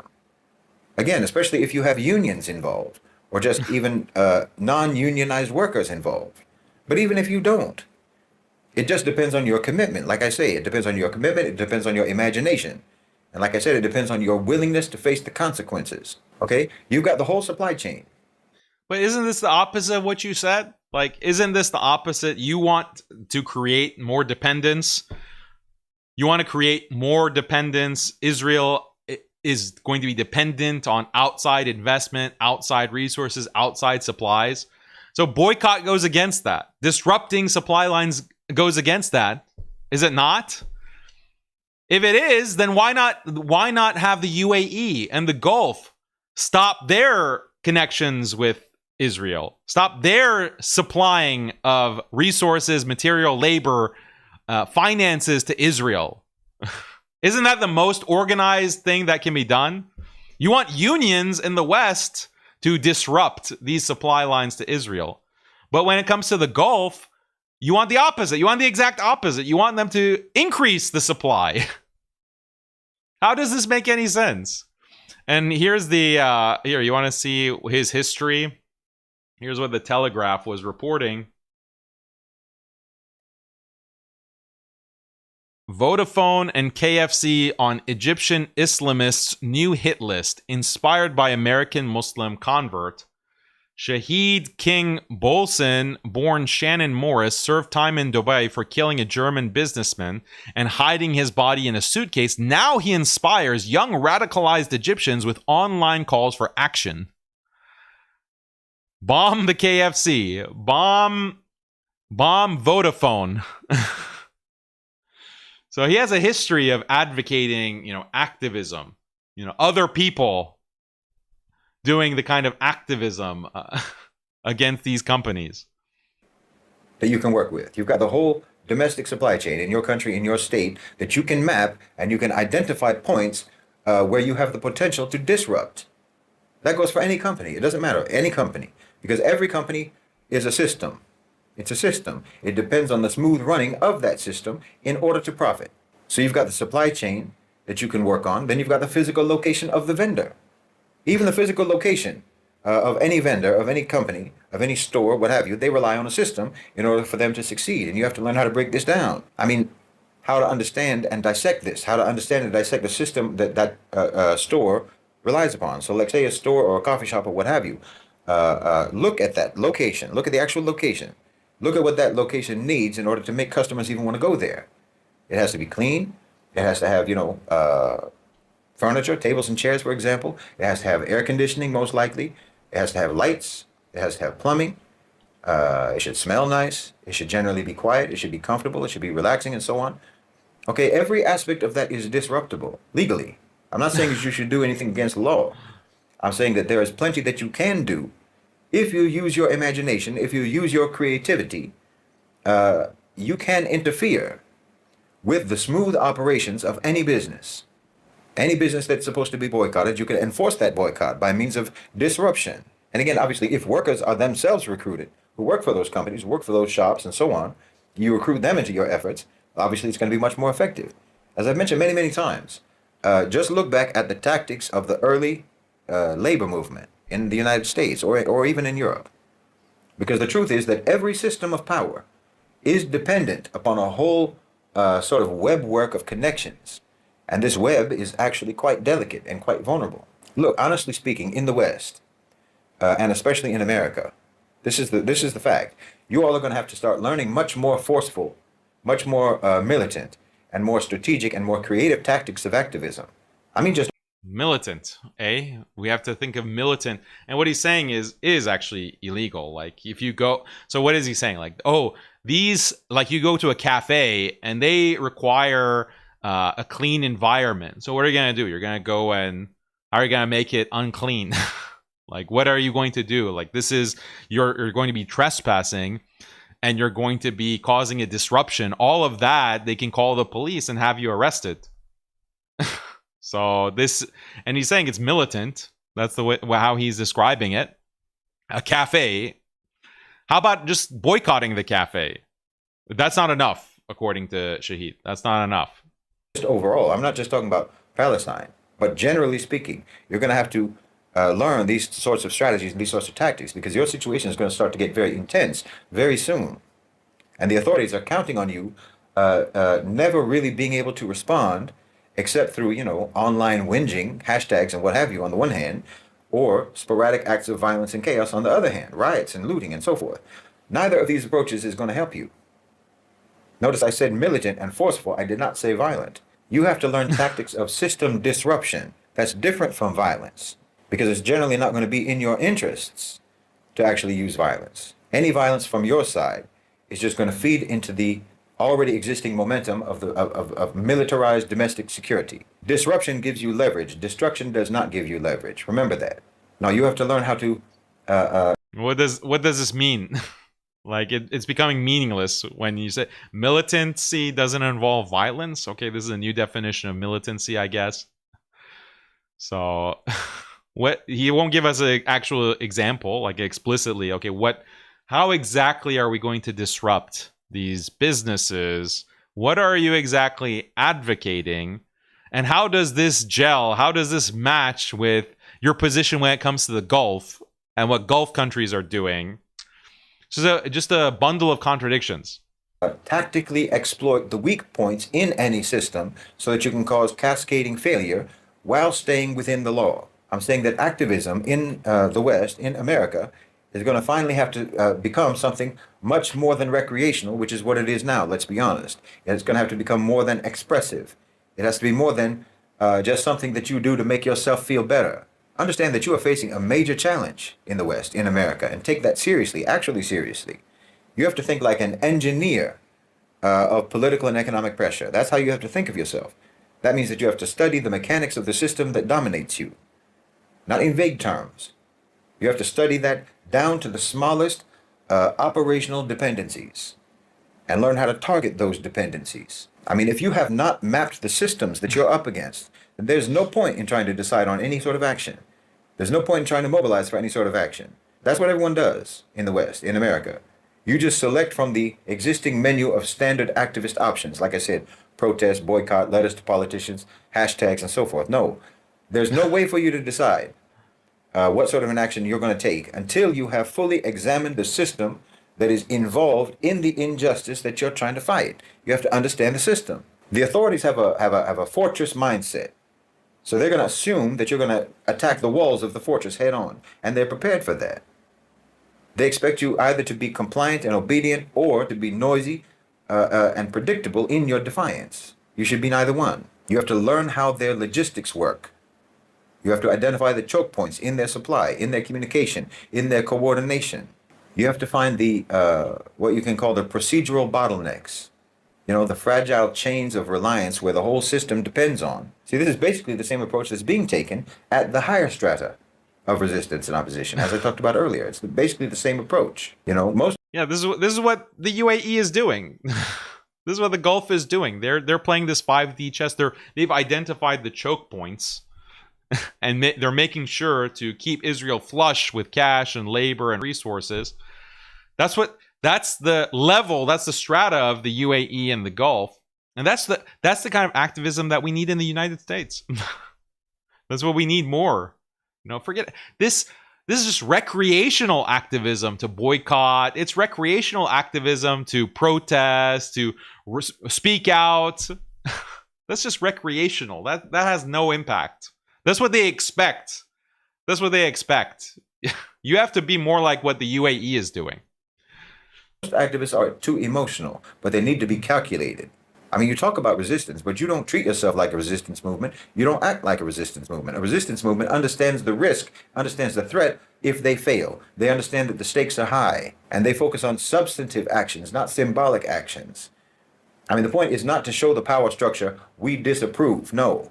The point is to stop the power structure from even being able to do what you disapprove of. They don't care what you approve or disapprove. They don't care about your opinion. They only care about what you have the power to stop, what you have the ability to stop. You know, you always talk about what they say, speaking truth to power, as if power doesn't already know the truth. They know. They know what they're doing. And if all you're going to do is tell them what they're doing, then all they're hearing from that, the only thing they get from that message is what you are not doing or what you are afraid to do. And I mean, this is exactly what he was doing for Egypt. Like, he's trying to provoke. He's trying to provoke because it's seen. Like, the problem with the Arab Spring back in 2011, in that era, 14 years ago, the problem that the Arab states had was a media problem. You had these massive protests. You had millions of Arabs going on the street and demanding changes, and they're peacefully protesting. This causes a major problem for the governments because they can't do a brutal crackdown because that's going to be covered by the media, and there's going to be even more of a backlash.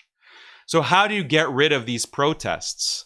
And if the protesters are provoked into turning violent or to taking certain illegal actions, then it becomes justified to actually use the state power to crack down, to start putting these activists in prison. This is what they did. This is what they did on the university campuses as well. Last year, since October 7th, you had peaceful protests at Columbia. You had peaceful protests at many of these universities, at Harvard, at Princeton, at UCLA. They would send agent provocateurs to go into the crowd and advocate violence or advocate escalation. They escalate. Why? Why do you want them to escalate? So they cross the line. They do something that will then justify a crackdown for the police to come and start breaking off and shutting down these peaceful protests. That is exactly what Shahed was advocating for the Arab Spring in that era. He was advocating escalation. You need to do more. Protesting is not enough. That's just recreational. If you really want to make a difference, escalate. And that's and that's how you come off as credible, because people will say, "Oh, see, he really does. He really does want to help the resistance. He really is anti-colonial and anti-Zionist, but he's advocating something that is going to get these protesters in trouble, these organizations in trouble with the law, so that the law is then justified to crack down and shut down the organization."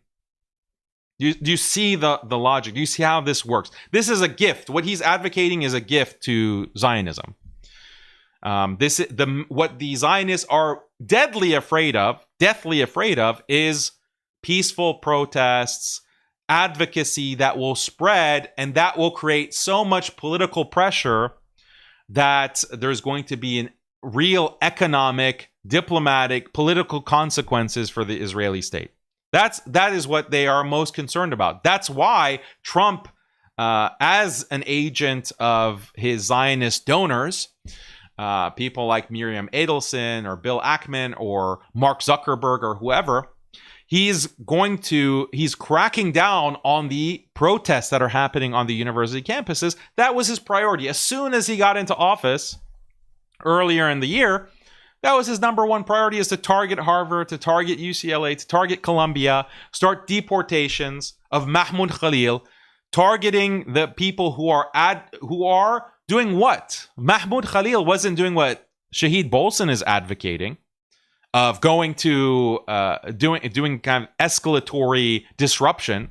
All Mahmoud Khalil was doing is protesting on campuses, organizing protests in New York City, and raising awareness. And he was targeted by the Trump administration. His green card was canceled, and they have been attempting to deport him from the country on the basis that he is protesting.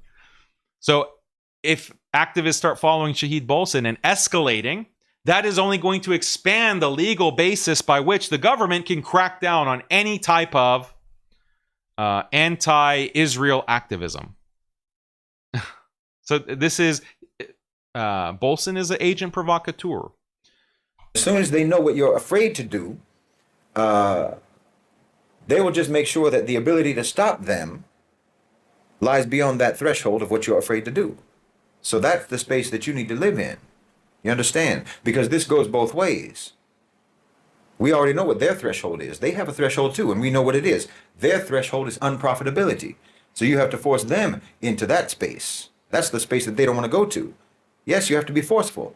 Forcefulness in this context does not mean violence. It means that you apply pressure that they cannot absorb without making concessions.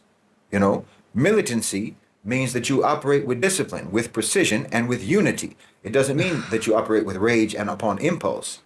Isn't that what boycotting does? Boycotting hits the bottom line. Boycotting, when it's organized, it can cause extreme damage to these corporations. And that's why Israel is so afraid of this. That's why Israel is making it illegal to boycott Israel in the United States. This is why the recent directive from the Trump administration was that any kind of federal aid to disaster victims is conditioned on the local governments not boycotting Israel. Did you follow this news that came out last week or the week before? And this was a huge scandal because people are saying, why is the federal government's aid? There's a hurricane, there's a hurricane that's coming, or an earthquake, or a wildfire, or some kind of natural disaster, and you have thousands of Americans who are suffering, and the federal government will only give us aid to help us rebuild our lives and to survive that kind of natural disaster only if we don't boycott Israel? There's a huge backlash among Trump's supporters, amongst the Trump base.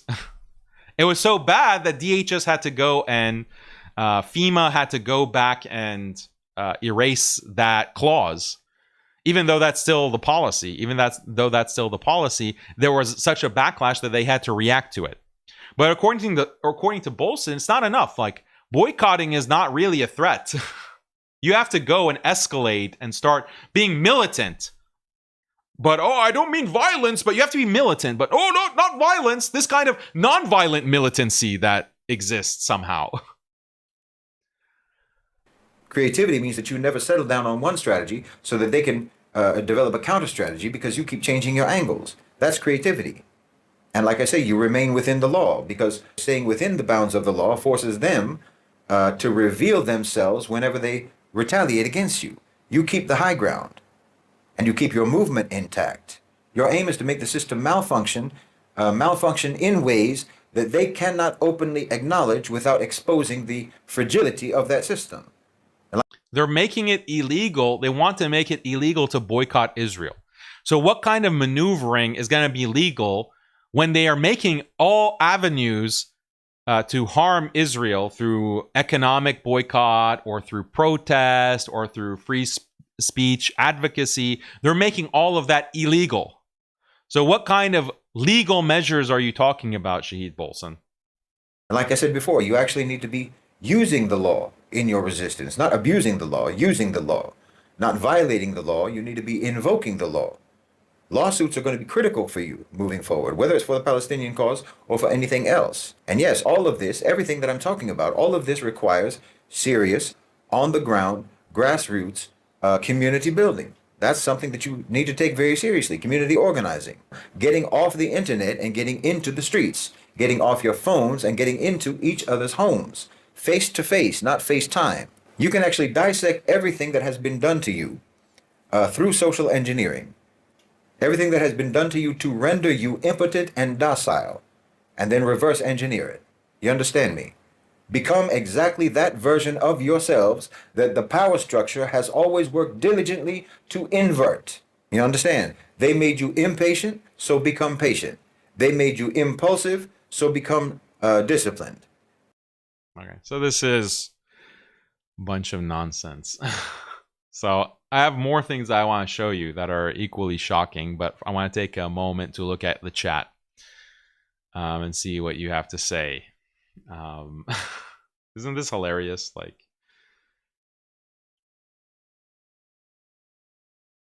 see what you have to say. Who is Bolstein even looking at in all his videos? He's just looking at the wall. Looking at the wall, or I don't know. He's looking at the suitcase. He's looking at a suitcase. He's looking at the bottle of chloroform that's sitting on his nightstand. That's what he's staring off at.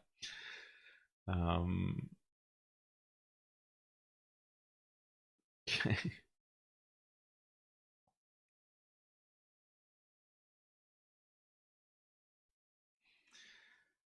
When you are buying, you're increasing demand, not supply. Increase in demand is beneficial for the seller, i.e. Israel. All he is vomiting is word salad. Exactly. GC for justice. He has that serial killer vibe going for him. Absolutely. I don't know. I don't want to hear the word strata anymore. Yeah, he has that effect on the English language.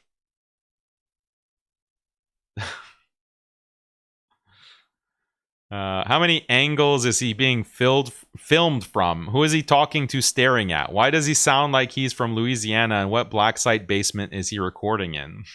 Good question.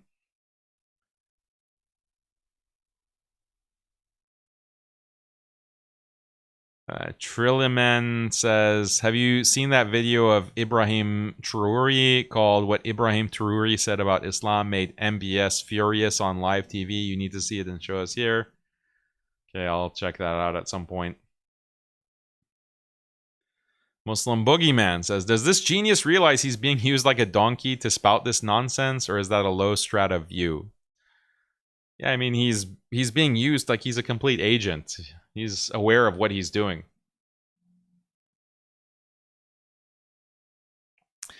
This dummy doesn't know that almost all Muslim countries are run by Zionist world establishment. They can't make their own independent decisions. Read Morsi's case. True.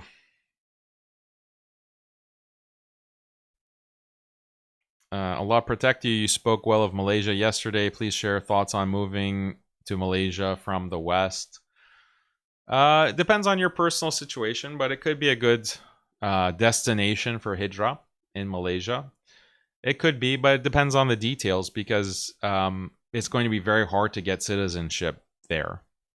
And they've been making it more difficult. So if you want to be a non-citizen, that might be an option. Or you're very wealthy. Maybe you can just enough to be able to invest in real estate. Then they might be able to, I don't know what the threshold is for gaining citizenship, but it's quite high. So I don't know the details. Your takedown of Keith Woods on Twitter was based. Yeah, Keith Woods. We have a debate. I debated Keith Woods.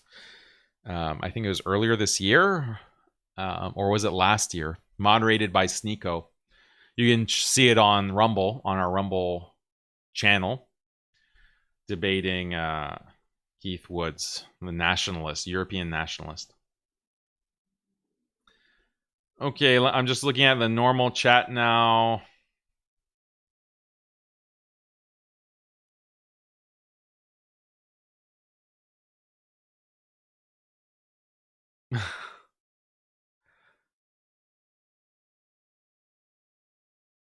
We have some Shahed Bolstein fans in the chat. So funny. Okay. Let's look at what else Agent Bolstein has to say. It's quite entertaining. So recently he's been retweeting a lot of interesting material.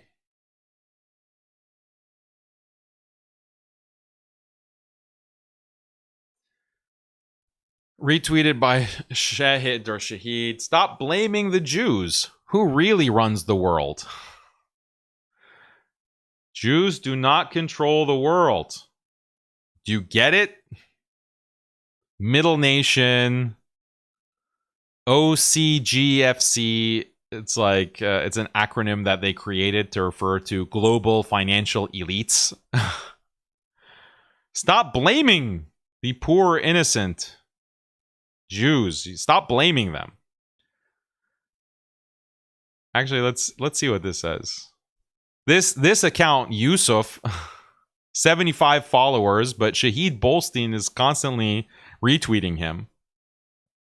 People have pointed fingers at the Jews when trying to explain who really runs the world. It's a convenient shortcut, a simple narrative that flattens complex power structures into a single tribal scapegoat. But the truth is more layered, more strategic, and far less comforting. The OCGFC are not the Jews, no matter how many echo chambers try to push that claim. I used to buy into that narrative myself until the recent flare-up between Israel and Iran forced me to take a harder look. What I saw was not a monolithic tribe pulling strings, but a geopolitical chessboard, with players far more diverse and more dangerous than any one group. Blaming the Jews not only misses the mark, it plays into the hands of those who benefit from our intellectual laziness. It's easier to latch on to a familiar villain than to track opaque financial flows, multinational lobbying networks, or the metastasizing machinery of global capital. Historically, Jews were defined by religion, not race. But over the last few centuries, there's been a calculated shift, one that attempted to reframe Jewish identity as ethnic rather than strictly religious. So now you have atheist Jews, which honestly doesn't make sense if you put any amount of thought into it. It's a contradiction that doesn't hold up under scrutiny. What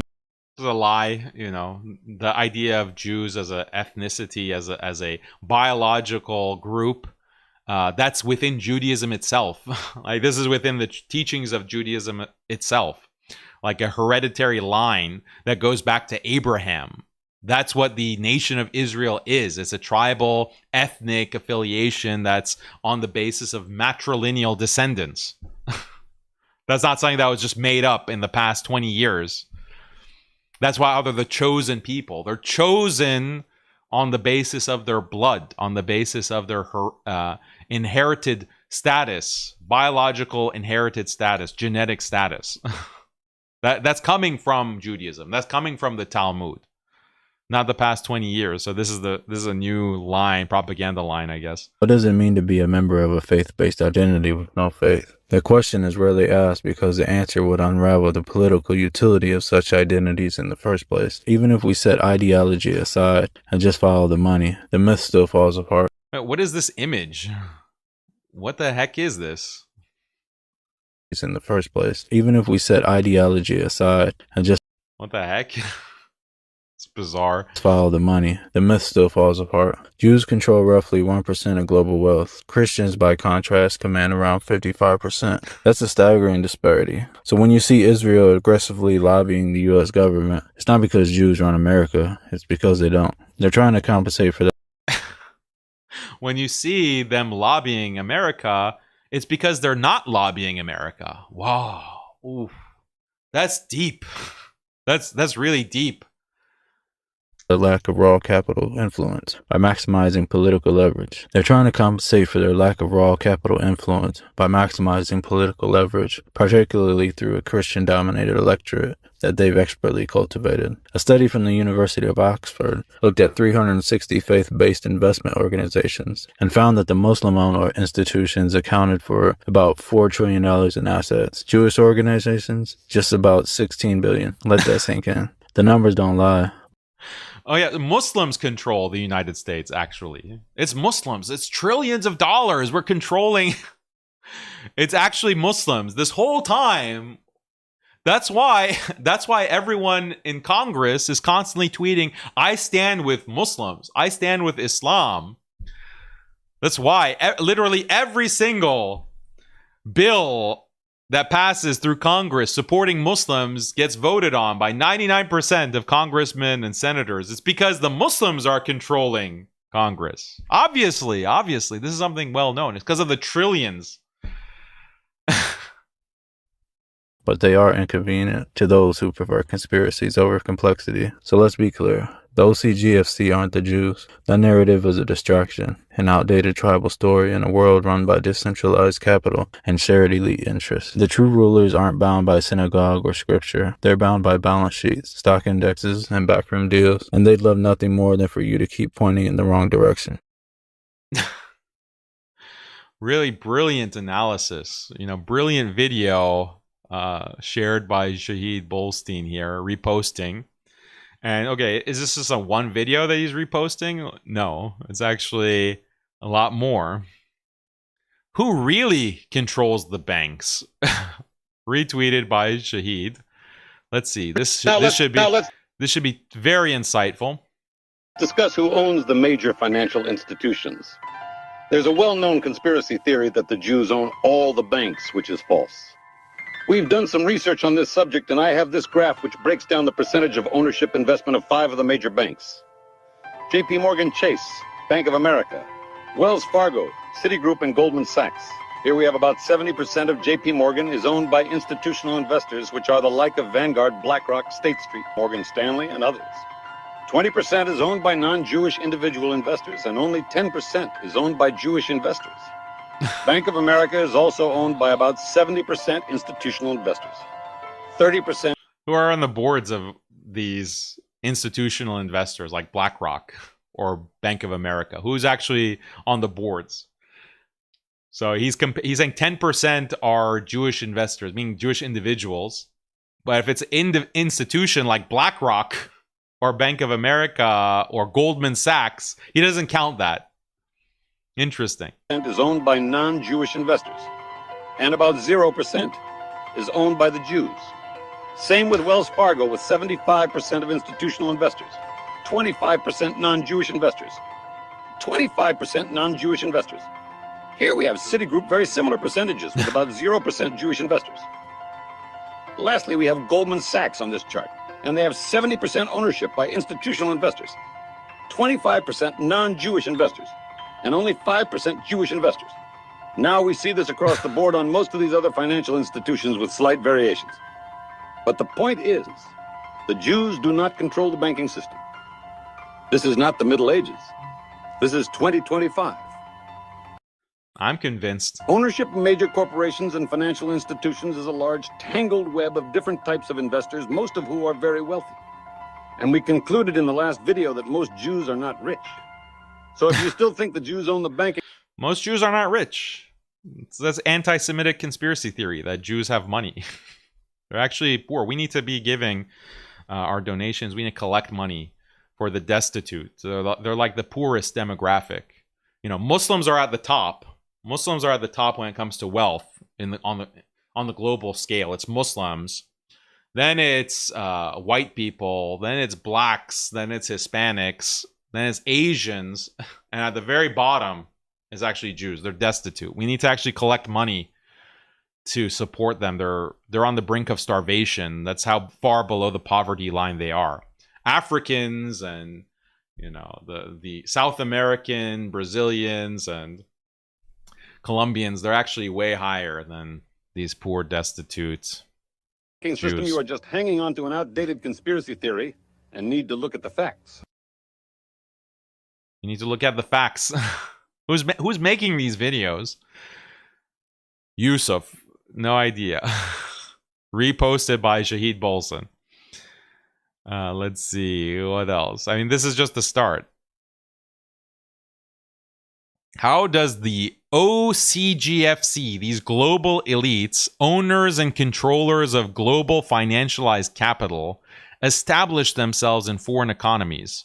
Answer, they work hand in hand with the IMF. The playbook is simple. Give countries loans, then slap on austerity measures.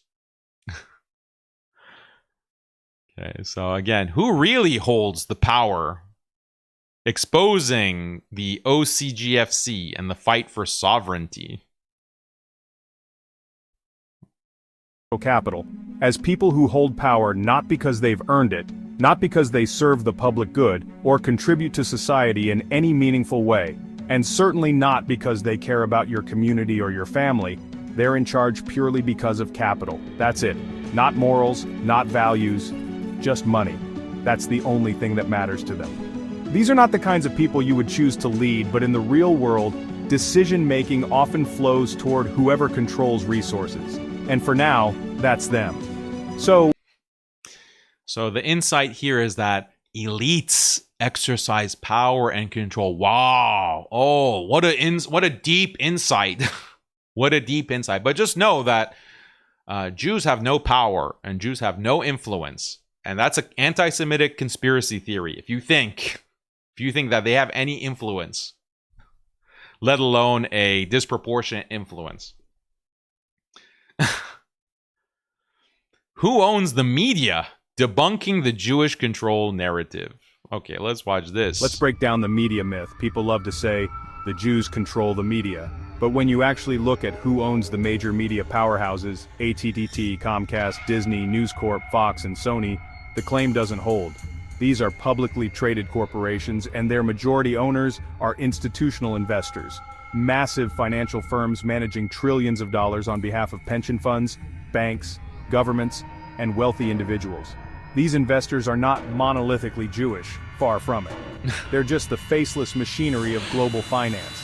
Yes, a few individual Jews have sizable stakes. Comcast's biggest individual shareholder is Jewish. 2 of Disney's top 3 are Jewish.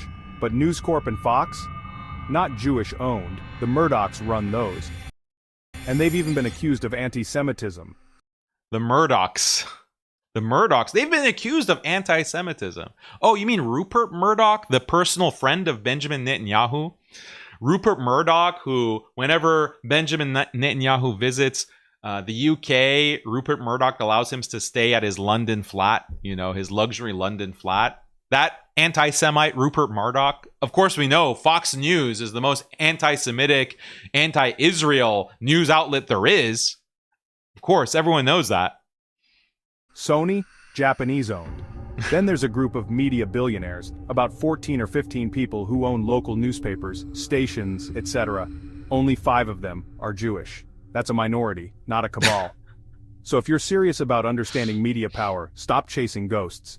This isn't about ethnicity, it's about corporate consolidation and capital. Blaming Jews for media control is not just false, it's lazy, and it distracts from the real machinery behind what we see and hear every day. It's lazy. You see how they're very carefully avoiding using the word anti-Semitic, because anti-Semitism now has been, everyone just rolls their eyes when they hear it because it's been so overused, it's been spammed. Everyone's an anti-Semite, everyone's Hamas. So they carefully avoid using the label anti-Semitism. Shahid Bolson, his whole approach is say, oh, this is low IQ. This is low IQ. This is lazy. You don't understand how the globe works, the global financial elites, how they operate. You're just stupid. That's the angle. Okay. Then this is another account. Let's see. Today we're breaking down how much power the Jewish lobby really has, quotes, Jewish lobby in quotes, who actually benefits from U.S. policy on Israel. Who really benefits? It's not Israel that benefits. Why Jewish individuals often function as controllers, not owners. The historical role of Jews as middlemen, minority, not the ruling elite, as we have established. They're not wealthy. Why scapegoating Jews hides the real power players behind financialized capitalism. So, Middle Nation. These are all agents of Bolstein. They might even be him. Like, they're just accounts that are surrounding Bolstein and retweeting him and boosting him. So you're an anti-Semite. You're an anti-Semite if you buy into this narrative. Do the Jews really control everything? I'm convinced. I'm really, this makes a lot of sense. Jewish-aligned investment capital is estimated at only $16 billion. Only $16 billion, dwarfed by $260 billion in Christian-aligned capital and $4 trillion in Muslim sovereign and private finance. It's the Muslims who are in control. Even within the US, nearly half of American Jews earn $50K or less annually, meaning they're middle class. It's completely false. Like the top demographic in terms of wealth in the United States, the average is actually way beyond 100K in annual income. And I can pull it up. But you can easily just Google, like, what are the wealthiest demographics? Here, I'll do it if you're too lazy. We're all lazy intellectually. So let's see. Let's see. What is...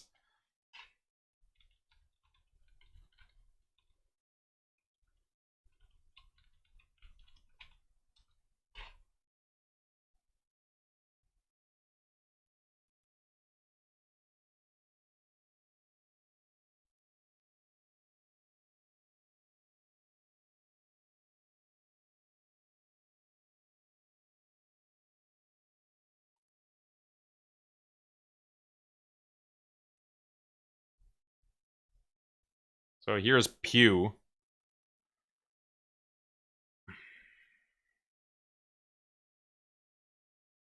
Let me see.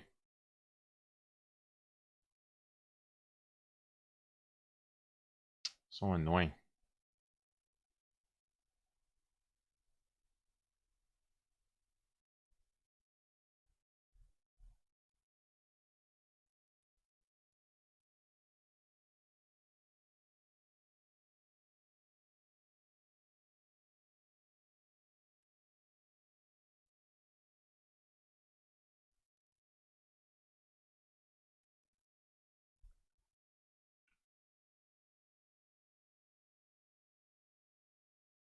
Okay, do you see this? Household income of U.S. religious groups. Percent of each religious group with total family income of blank per year. Ooh, what's this at the top? Which group is this at the top? So the statistic that was cited by Shahed Bolstein Network is that 50%, more than 50%, make less than 100,000. So they're so poor, they're just middle class. But 44% are making over 100,000 or more in terms of household income. They're at the top. Next is Hindu.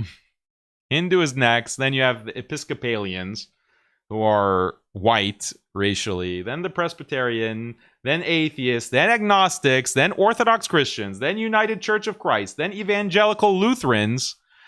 Then more Presbyterians. Then Unitarians. Then Mormons, and then Muslim at the very bottom.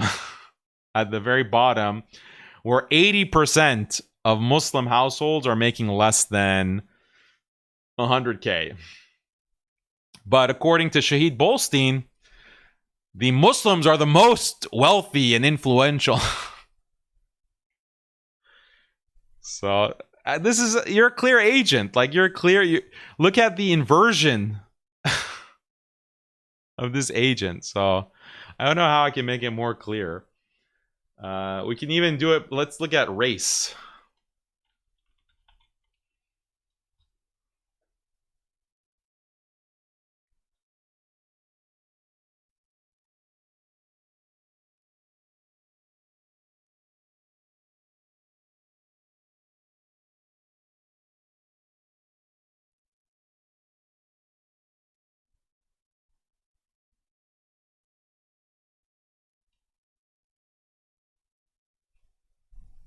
But you have to find surveys that include Jewish as its own race. So sometimes it's hard to find.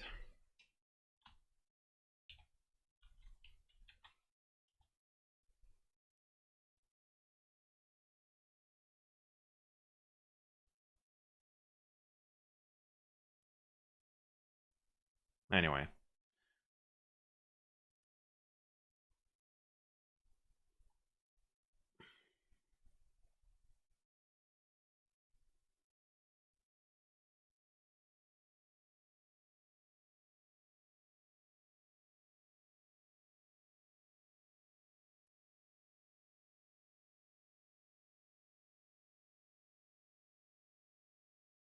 Yeah, it's hard to find because they usually get rolled up into white. But you can find it. I'm sure it's out there. You can find these statistics. Okay, let's go back to this excellent lesson from Shahed Bolstein on the anti-Semitic conspiracy theories. We're debunking. We're working with Shahed to debunk all of these anti-Semitic conspiracy theories today. Let's see.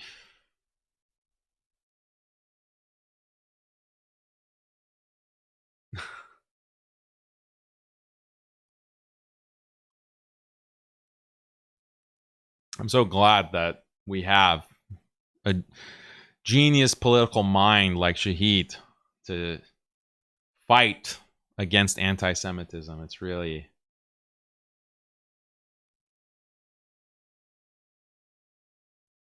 important.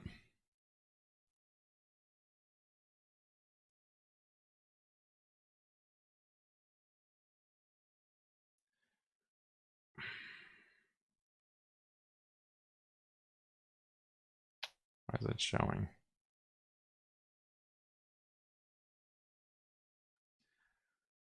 Let's see.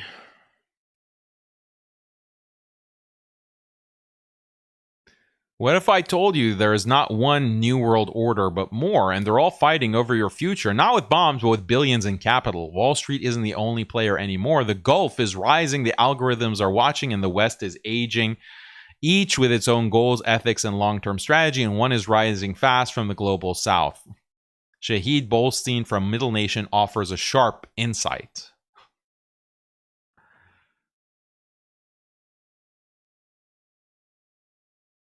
The three types of global OCGFC, why worldview, kufr versus sovereign capital shapes systems, how a national giants like BlackRock are shifting gears. Who's at the head of BlackRock, I wonder?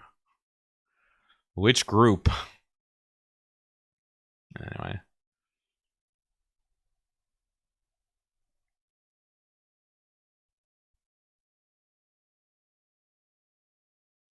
Sanctions don't work. Sanctions didn't isolate Russia. They pushed it towards BRICS.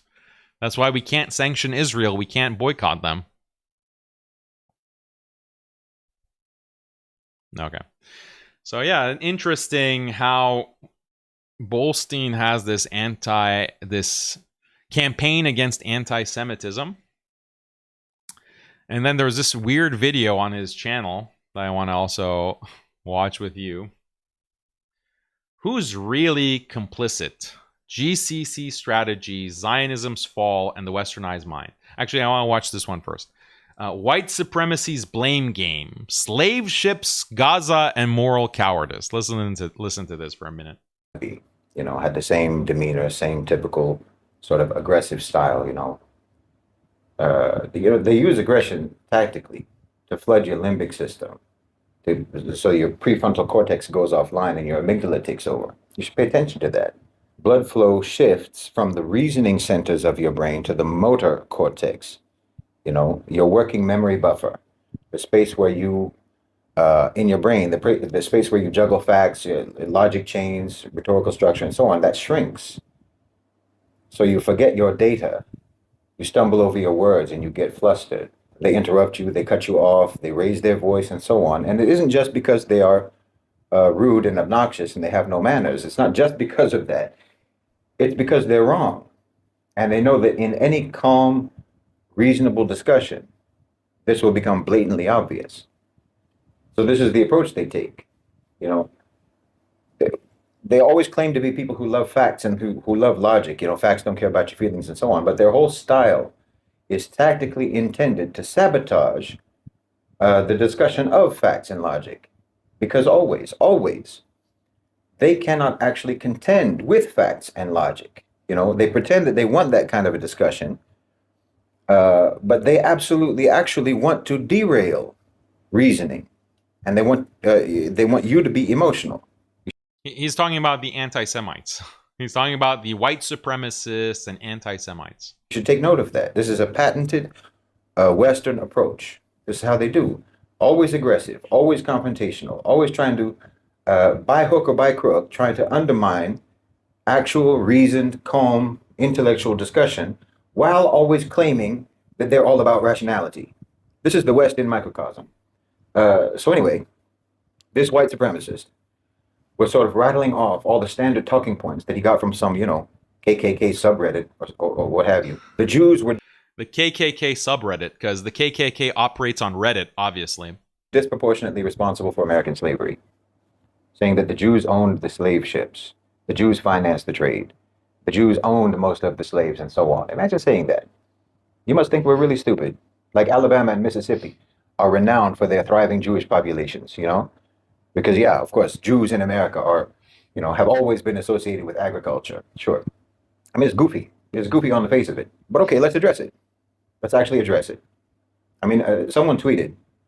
So the whole video is him debunking this myth that Jews in America were involved with the slave trade. God forbid. I mean, imagine how this could be possible. How could this be possible? How could you even think for a second? So I don't know how this is Shahed Bolson a historian? Like, why is this so important? He's dedicating like a 30-minute video to this, and it has almost 100,000 views. I don't know how. Who's watching these videos with 100,000 views? Watching Shahed give a history lesson about how this is an anti-Semitic conspiracy theory. Why is he going back? Like, why is this something that is within your purview of interest? Like, why all of these tweets trying to convince us that it's anti-Semitic to have this view or that view about the banks, about the media, about control, about wealth, about... Why is this your mission? Aren't you a Muslim? Like, you know that Muslims are being attacked with all kinds of accusations and conspiracies, like the Muslims are secretly running the West. Charlie Kirk is the one who is actually, which you state later in the video. Charlie Kirk says that the Muslims are taking control of America. The Muslims are this cabal of evil terrorists who are trying to take over America. And the Muslims actually were the ones who are the most involved with slave trading.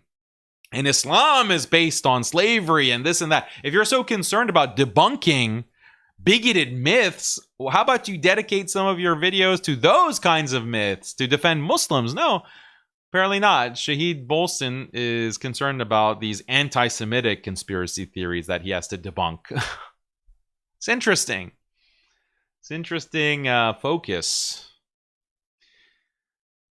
Here's another really funny video. This is titled, "Is the UAE Destroying Islamic Morality?" So it's another 38-minute video, has over 100,000 views, and it's all about how the UAE is a bastion of Islamic morality. Let's react to this actually now. So Brother Evan, who I've talked about before, Evan writes on X. He posted a tweet directed to me, and I want to try to respond to it. And I hope that I can answer these questions, inshallah, in a satisfactory manner. Okay, so first of all, thank you, Jazakallah khair, Brother Evan, for your very articulate post, your very thoughtful post, and your queries. I think that there's a lot of different ways to approach the subject, a lot of different ways to analyze the issues that you raised, and I think it's a good opportunity to maybe dispel some misconceptions. I'll try to be as thorough as possible. I'll try to be as organized as possible. This might be quite long. I think it's a good opportunity to just even talk about the UAE itself for a minute. So to start off, if you'll indulge me, I would like to talk about my own personal background with regards to that country, because I have a great deal of experience with the UAE. I lived there, I was jailed there, and I'm more intimately familiar with and more aware of and have worked to expose and to correct injustices and corruption that take place inside the UAE more than most of the people who condemn the Emirates, and certainly more than any of the people who very stupidly accuse me of working for the UAE. I actively Stupid people like me participated in resolving cases of wrongful detention, legal abuse, Interpol abuse, torture, human rights violations, lies and corruption, all perpetrated by the UAE. I did that for about a decade. I am banned from entering that country, and I haven't been there since 2013. And the last time I actually walked around freely in the United Arab Emirates was around 20 years ago, because prior to 2013, I was in prison for 7.5 years. So my personal observation of the society is about 20 years old. But my overall experience goes back to 2003 up until about 2023. That includes the time that I lived there, the time that I was in prison there, and the time that I was working for Detained in Dubai, which is the leading international organization dealing with human rights in the UAE. I have literally thousands of cases of wrongdoing committed by the Emirates in my head. Cases that I personally worked on, cases that I was involved with, individuals with whom who were involved in those cases, individuals who I personally know. I've criticized the UAE on my channel many times. I was one of, if not the first person, to condemn their actions in Sudan at a time when I had Sudanese even in my DMs and in my comment section telling me that the UAE could not have possibly had a role in the RSF's attempted coup. And I've warned many times that the UAE is the most worrisome member of BRICS, in my opinion, more so than India, for a variety of reasons. I've talked about how they're way too interested in using mercenaries than they should be. You know, when Sudan itself is a perfect example of why soft power is always going to work better for them than violence. Now, yeah, his criticism of the UAE is that they will be more effective in controlling Africa if they use soft power. So it's not like, what's the criticism? You still are supporting the UAE controlling Africa. So this is nonsense that he's spewing. When I moved to the UAE, I was quickly disillusioned. And I can tell you that, no, it's not a misperception. It's not an exaggeration in terms of the fahsha that is in the UAE. There's probably a higher per capita number of nightclubs in the UAE than in any other Muslim country.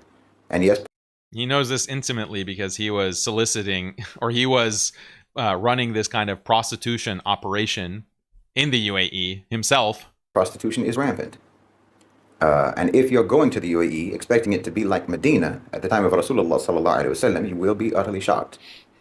I mean, the image that people have globally of the UAE is not a Western fabrication. It's literally the image that the UAE spends millions upon millions of dollars on PR and marketing to promote. This is an image that they created. But again, with experience and with time and with interaction, you gain more perspective. And if you're someone who's interested in, as I know Brother Evan is, in objective analysis, particularly around regional politics, geopolitics, and if you understand something about the history of the region and of the UAE, then the UAE is not that hard to understand. And no, understanding is not the same thing as agreeing, and it's not the same thing as endorsing. So firstly, I think it's important to know some basic facts about the UAE. The actual Emirati population of the UAE is only about 10% of the population. And roughly a quarter of those Emiratis actually have heritage from Iran, from Baluchistan, from Africa, and so on. They're not actually from the land itself by origin. The other 90% of the population comes from all over the place. South Asia, India, Pakistan, Bangladesh, and so on, and other Arab countries like Lebanon, Egypt, and so on, Iraq, Syria, you know, Sudanese and Somalis, and so on, Palestinians, etc., etc. The actual Emiratis, who, you know, hail from the land itself, who come from the historical Bedouin tribes of the area, you'll barely ever see them if you're in the UAE. You'll barely ever interact with them if you're there. Most of them are concentrated in and around Abu Dhabi. And they themselves tend to be quite conservative. Obviously, they're not only in Abu Dhabi. I'm not saying that. Most of the original tribes and the families are around there. That's generally where you'll find them. The ones with literally centuries of history in that land. Okay, so there's that. 90% of the population is not Emirati. And the government actually deals with citizens very differently than they deal with non-citizens or expats or what have you, tourists and so on. And 100% of what you see in places like Dubai is there for that 90%, and obviously for tourists. Maybe 3/4 of that 90% of non-citizen residents of the UAE are Muslim. So you can say that the UAE is roughly a 75% Muslim majority country, if you include the people who live there but who are not citizens of there. And then at any given time, you have approximately 260,000 tourists in the UAE.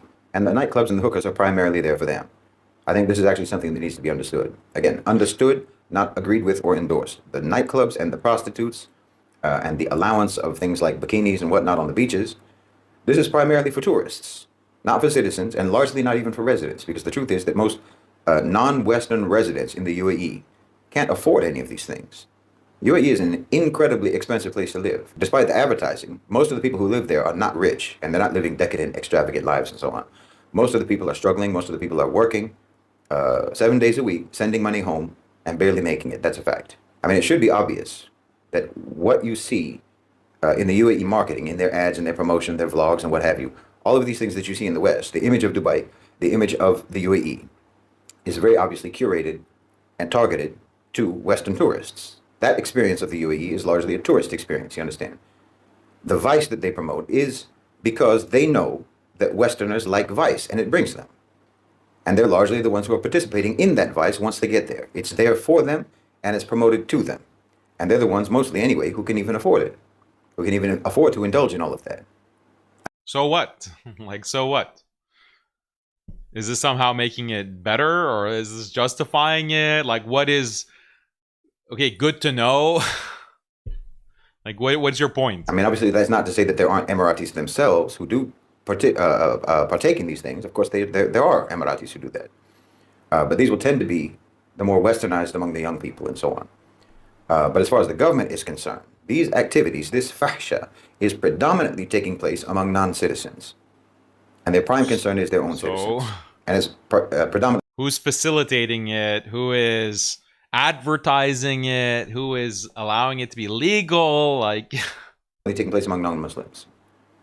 Now, if you look at the historical context, the land that became the UAE was colonized first by the Portuguese in the 1600s and then by the British, with the British being dominant in that land between the 1700s all the way up into the 1960s. So when you analyze a country, you need to expand the pinhole that you're looking through, you know, to get a fuller picture, to understand where it has been, so you can better evaluate where it is now. So, for example, if you think that the UAE, the land that is now the UAE, was more Islamic 400 years ago or 300 years ago or a century ago, you'd be wrong.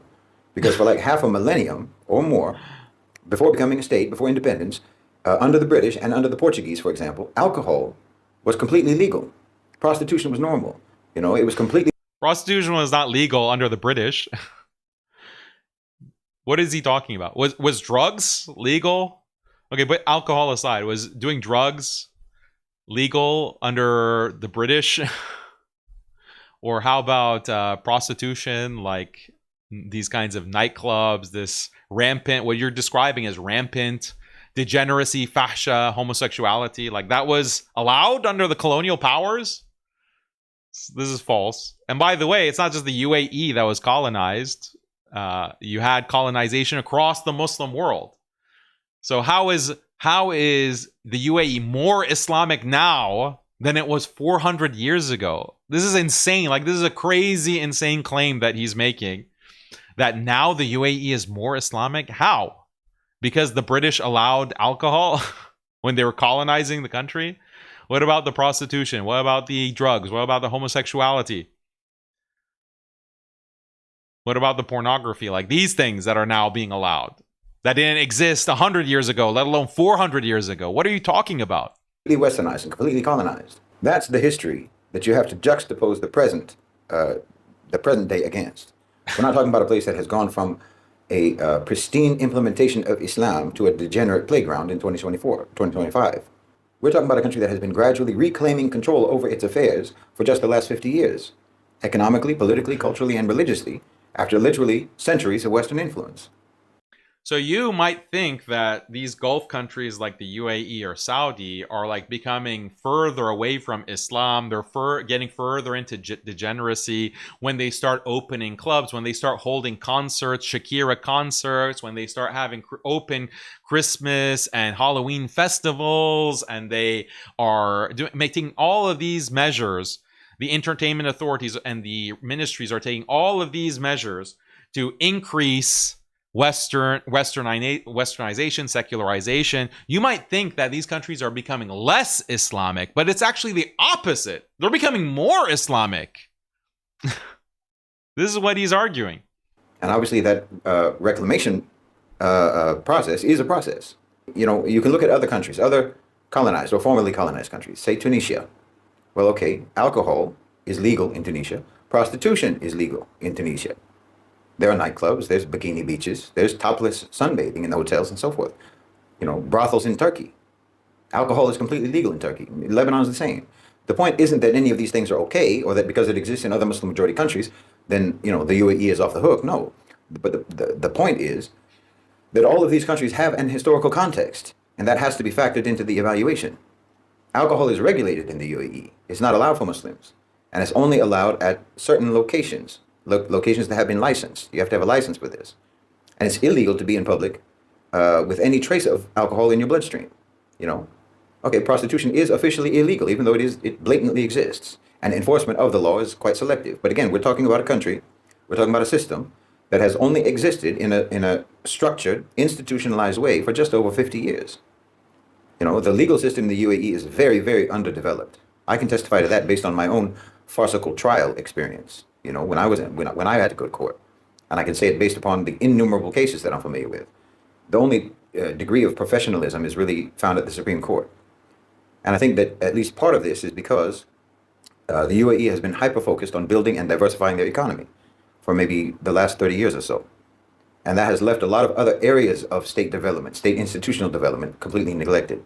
You know, it's not a cohesive, it's not a disciplined system. You'll find this is complete propaganda. It's coming straight from the UAE, from the highest offices in the UAE. The straight propaganda. The UAE is making laws to make Westerners invest in their countries. That's why they look the other way when it comes to prostitution. This is why they allow the selling of alcohol. This is why they allow the opening of nightclubs. This is why they look the other way when it comes to homosexuality. This is why they've been changing family law to make it more in line with feminism and westernization. They're changing the family law. They are actively secularizing their laws in order to get more investment. So what he's describing, they're just too busy with economics that they can't actually enforce anything Islamic or enforce implement any kind of Islamic values. It's the exact opposite. They're working to erode all of those kinds of values from their country, from their legal system. They're actively doing that. And Shaheed wants to gaslight you into thinking that, oh no, they're actually becoming more Islamic. Police, prosecutors, lawyers, judges, and so on, not to mention citizens and residents, they don't even know what the laws are of the country. It's very arbitrary, it's very capricious, it's very selective. And of course, wasta, personal connections, personal networks, and so on, usually determine the outcome of anyone's case or the way any dispute is handled and so forth, or the way anyone is treated. See, the UAE was only like 20 years old when the Gulf War happened, the first Gulf War, the invasion of Kuwait by Iraq. And when the Soviet Union collapsed, leaving America as the only remaining superpower. So in my opinion, these events made the UAE leadership realize the need for economic diversification. And they didn't want to be entirely dependent upon oil. And they wanted to try to carve out some kind of sovereignty as a self-subsisting economy. Well, as a desert country, their options were limited. You know, they went with logistics at first, a hub for re-exports and so on, and they went with tourism. Well, the first sector is obvious due to their location. Logistics makes sense. But tourism was less obvious and less viable. But we all know how they did it. They did it with opulence, decadence, luxury, and booze and hookers. And then they had, you know, the outlandish real estate projects and so on. I mean, all sorts of other sectors developed as a result of what they were doing in the early days, especially in the area of finance and so on. But I mean, undeniably, okay, let me... So like, why shouldn't every country do this? Like, why shouldn't every Muslim country attract tourism with booze and hookers and drugs? Why not? And opulence, like every Muslim economy needs to be geared towards that, you know? And you can't blame it. You can't criticize those governments because they're doing it for economic purposes. So what is he saying? Let me talk about prostitution in UAE. Women come to Dubai, say from Russia. They work as prostitutes. generally serving foreign customers, Westerners. These are tourists, businessmen, and investors, and so forth. And that gives those investors something that they want. It increases the appeal of Dubai for them. Okay? But those women are only prostitutes in Dubai. Back in Russia, they have shops, for example. So they'll make a lump sum of money while working as prostitutes in Dubai. And then they'll go to like somewhere like Dira and they'll buy a bunch of supplies, wholesale, in bulk. And they'll ship it all back to Russia and sell it there. So their money circulates in Dubai. That's money being spent in Dubai shops that the tourist or the businessman would not have spent otherwise. You know, it's a whole ecosystem. And for the UAE, tolerating this has been very lucrative. And it's played a role in their goal of diversification. Is it moral? Obviously not. But the brother was asking about how allowing fahsha has contributed to the UAE's overall geopolitical and strategic interests. Well, without taking this liberal attitude and without allowing things for non-Muslims like this, their economy would likely be a fraction of what it is today. Economic diversification for the UAE would have been much less achievable. And I think that's obvious. And I think it's also obvious that political power is greatly derived from economic power. You know, political independence is largely dependent on economic sovereignty. And I think that the UAE has been highly focused on their economy precisely for the purpose of being able to achieve political independence. And again, this cannot... If you want political independence in the Muslim world, and the only way you can achieve that is through tourists buying prostitutes and drugs and alcohol, then that's fine to pursue. No problem. If you want political independence, right? Muslims need to be politically independent and have sovereignty. So he is such a gaslighter because he constantly says, "Oh, I'm not morally trying to justify it, but you know, if you want political independence, and this is the way to get it through prostitution and drugs and homosexuality." Because I posed as a gay prostitute when I was in the UAE, by the way. Then what can you say? What you can't really criticize now, can you? Be understood in exclusion of the UAE's colonial history. You know, under the British, they had no control over their economy. They had no control over their trade and what have you. And from that experience, they learned, like many other colonized countries, they learned the supreme importance of money, the supreme importance of business, and having dominion and control over your trade. You know, they're also coming from a history in which have complete control and dominion of your trade. Once they get that complete control and dominion, they open the floodgates for prostitution and drugs. There were always separate rules for non-Muslims and separate rules for Muslims. You know, there were Sharia courts for Muslims in certain matters, and there were separate courts for the non-Muslims. So they've been habituated to this. They've been habituated to the idea that non-Muslims get to behave in their land in ways that Muslims do not. And there is precedence for that. There is some validity to that in the history of Islamic governance, you know, throughout the ages. In fiqh. Oh, yeah. There's precedence. Like in Muslim lands, they would allow topless beaches and they would allow all nightclubs and open, you know. Yeah, there's precedence for all that. There's precedence for in Muslim lands.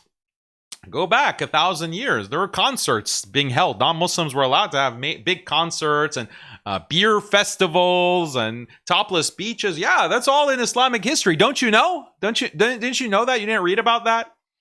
That this is what the Abbasids were doing and the Ottomans were doing? You didn't know that? There's some validity to that. Now, again, this is not an endorsement. I'm just explaining the thinking behind it. Sheikh Zayed, the founder of the UAE, took a very laissez-faire attitude towards religion and towards vice. He seemed to believe that it's up to the individual, you know, to decide for himself or herself. And he didn't generally see that it was the government's job to police religiosity, which for him also meant that the government didn't have to prohibit things for non-Muslims that are prohibited for Muslims, you know. This is such a crock of bull. He's not policing religiosity. Yeah, he is. He the Ministry of Religion controls all the masajid, who can speak, who can teach. You can't have a lesson on Islam without approval from the government in the UAE. So yeah, it's that's not laissez-faire. That's not a libertarian approach to religion in the UAE. You have to be a government endorsed scholar, someone like Rabbi Faris, to be able to even teach Islam in the UAE. And guess what? If you don't teach the right version of Islam according to MBZ, according to the Emirati government, you're going to be in prison. You're going to be in a dungeon. You're going to be in a dungeon. You're going to be potentially executed as a terrorist, as an Ikhwani. as a Muslim Brotherhood operative. Oh, that's laissez-faire. That's a hands-off approach to religion in the UAE. There's a mosque over here and there's a nightclub over here, and you choose which one you want to go to. Never mind that even allowing a nightclub in the first place creates a choice for people that you didn't have to create for them. You know, you just created a temptation and you opened a door for evil that you didn't have to open for these people to begin with. But again, they've been thinking about their economy. So if kuffar want to go and spend money and doing things, he just like drops the train of thought. Like, well, they are opening nightclubs and you didn't have to do that. You don't have to open the door to that. Therefore, you know, this is something bad, right? This is something condemnable, right? This is the spread of fahisha that we should condemn, right? You know, he just drops the line of thought and goes to something else. Well, but the economy, you know, you need political independence. So I'm just explaining. I'm not trying to justify. I'm just explaining it. I'm explaining the logic of it, of the nightclubs and the prostitution, the rampant degeneracy. I'm explaining it. Things that kuffar like to do and spend money on. And you're officially prohibiting Muslims from doing those things. Then their feeling was let the kuffar do it. Let them go and do these things and spend money on these things, and we'll make money off of that. And with that money, we'll secure our ability to get out from under Western political domination. I believe that we're getting out from under Western political domination by catering to Western proclivities and Western demands and like Western values. We're going to get out of the political domination by catering to it, by catering to those values. Oh, okay, that makes sense. This was their rationale. And all of the evidence suggests that their plan has been working. You might not fully appreciate how well their plan has been working if you have never been involved in trying to get UAE rights abuses addressed by foreign governments, because you'll hit an absolute brick wall. You just don't understand. You don't understand the 5D chess. You're too low IQ. Have you noticed that always goes back to that? Like, if it seems like they're failing to get out of Western control by becoming more Westernized, by implementing all of these Western institutions of drugs and prostitution and alcohol and entertainment. And UAE and Dubai happen to be the biggest tourist destination for Israelis coming and bringing their money to spend, their bloody money, the money that is bloodied with the blood of Palestinians, and spending on Dubai from your low strata, thinking that's something bad, that's a failure. But actually, it's a success. It's a complete success for the UAE. It's political independence. It's leverage that the UAE has on the West. You didn't think of that now, did you? UAE has achieved a level of influence and autonomy, which I think most people are completely unaware of. They've become a country that it is simply not possible for the West to dictate to in most matters. With this autonomy, they have become more defiant. They've become even less sensitive to Western criticism.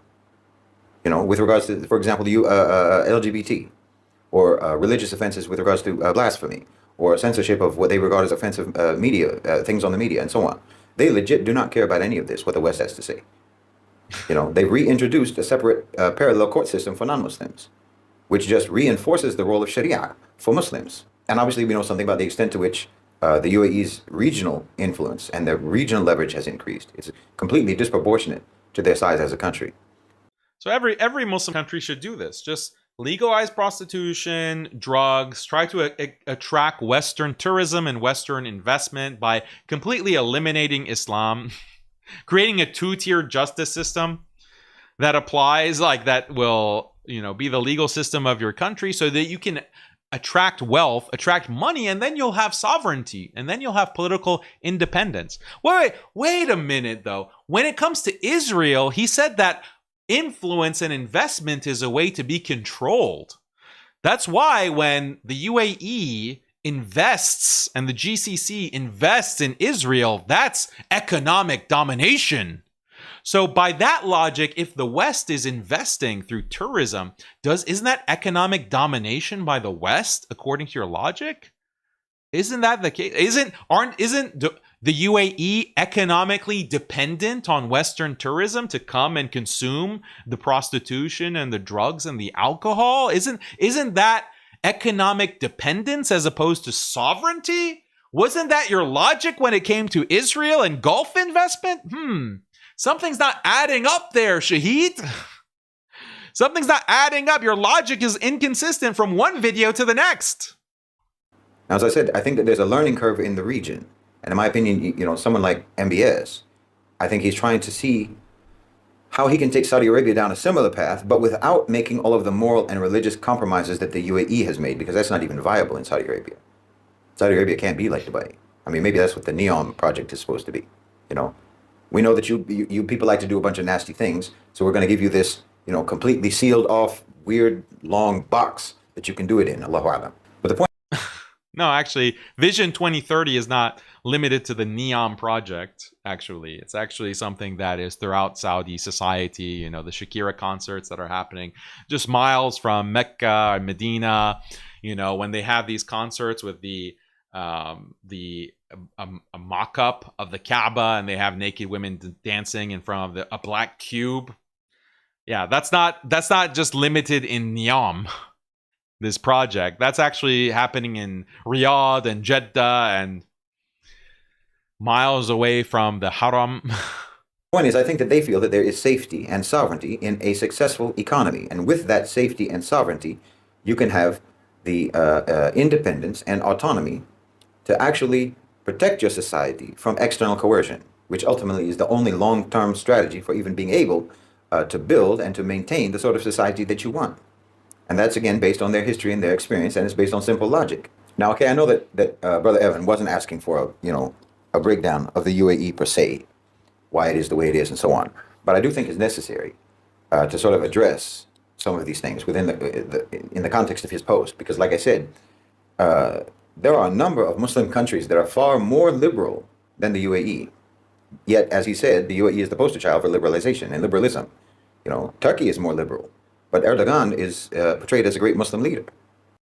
Yeah, it's the directionality as well. Like, there's plenty to criticize about any of these Muslim governments. Turkey, Iran, Qatar, UAE, Saudi, Tunisia, Morocco. There's plenty to complain about. But it's also the directionality. Like, is Turkey moving in the direction of more religiosity? Erdogan has had these measures to increase Sunni religious identity in Turkey and even in the region, especially prior to the 2016 coup, where they tried to depose Erdogan and the AKP party. But with the UAE and some of these Gulf countries, the direction is towards more secularization, an attack on Sunni identity, an attack on religiosity. So you have to also factor in the direction that the country is moving, and unfortunately, when it comes to some of these Gulf countries, it's in the wrong direction.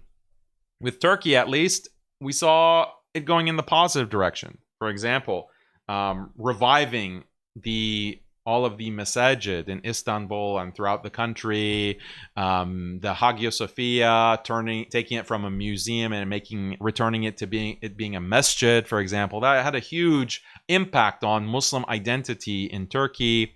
Also, when it came to hijab was illegal. Wearing hijab was illegal in public buildings and government buildings and schools, partly in some of these schools in Turkey. Erdogan took off that ban. So look at the direction. Like, Turkey was moving into a more and more religious, becoming a more religious society because of the measures that Erdogan took, and he should get credit for that, even though we criticize other things in Turkey. But the opposite is happening in these Gulf countries, and it's a very clear agenda. Like, you have these government officials in the UAE saying openly that they are trying to secularize the country and the region. The UAE, more than any other country, is an agent for secularization in the entire Muslim world. They're the country most closely allied to Israel. Malaysia is more liberal in some ways. Indonesia is more liberal in many ways. You know, Tunisia, Morocco, Lebanon too. So I think it's important to point this out, because none of these countries have an agenda for liberalizing and secularizing the Muslim world. But the UAE does have that agenda. the crux of Brother Evans' queries is when tolerated immorality gets out of control, when it gets, or you think that it's a danger to the Islamic moral character of the society. Oh, and by the way, UAE is the only country that's lobbying the United States to put an Islamist group, the Muslim Brotherhood, on a terror list. The UAE is lobbying. It's not Indonesia. It's not Malaysia. It's not Turkey. It's not these countries that are lobbying the U.S. government to clamp down on Islamism and activism for pan-Islamic alliance, pan-Islamic unity. It's the UAE that's doing that. Furthermore, the UAE is number one in terms of putting out these agents, putting out the Medkhalis, putting out someone like Rabbi Faris, these influencers to influence Muslim opinion and bring it more in line with Zionism and Israeli interests. It's the UAE that's primarily doing that. Who is the Rabbi Faris equivalent coming out of Malaysia or Indonesia or Turkey? Can you name a person like that in the same capacity? Or the Shahed Bolson equivalent of Malaysia? Who is it? So it's important to note that there are countries where there are far greater levels of liberalism than in the UAE, but no one gets alarmed about it, which to me kind of suggests that the whole issue itself is disingenuous, not on the part of Brother Evan, but on the part of people who seem to obsessively hate on the Emirates or hate on Saudi Arabia. I mean, in my opinion, there's many things that are far more concerning about the UAE than any of these issues from an Islamic point of view. Like what? But anyway, okay, enough about the UAE. Brother Evan is asking about what normal Won't tell us. What's far more concerning? Citizens, as Muslims, how we are supposed to navigate all of this when we see our governments implementing policies that are or seem to us to be immoral or so-called un-Islamic.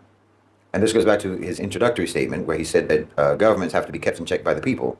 Otherwise, if they're not kept in check by the people, they will become tyrannical and oppressive.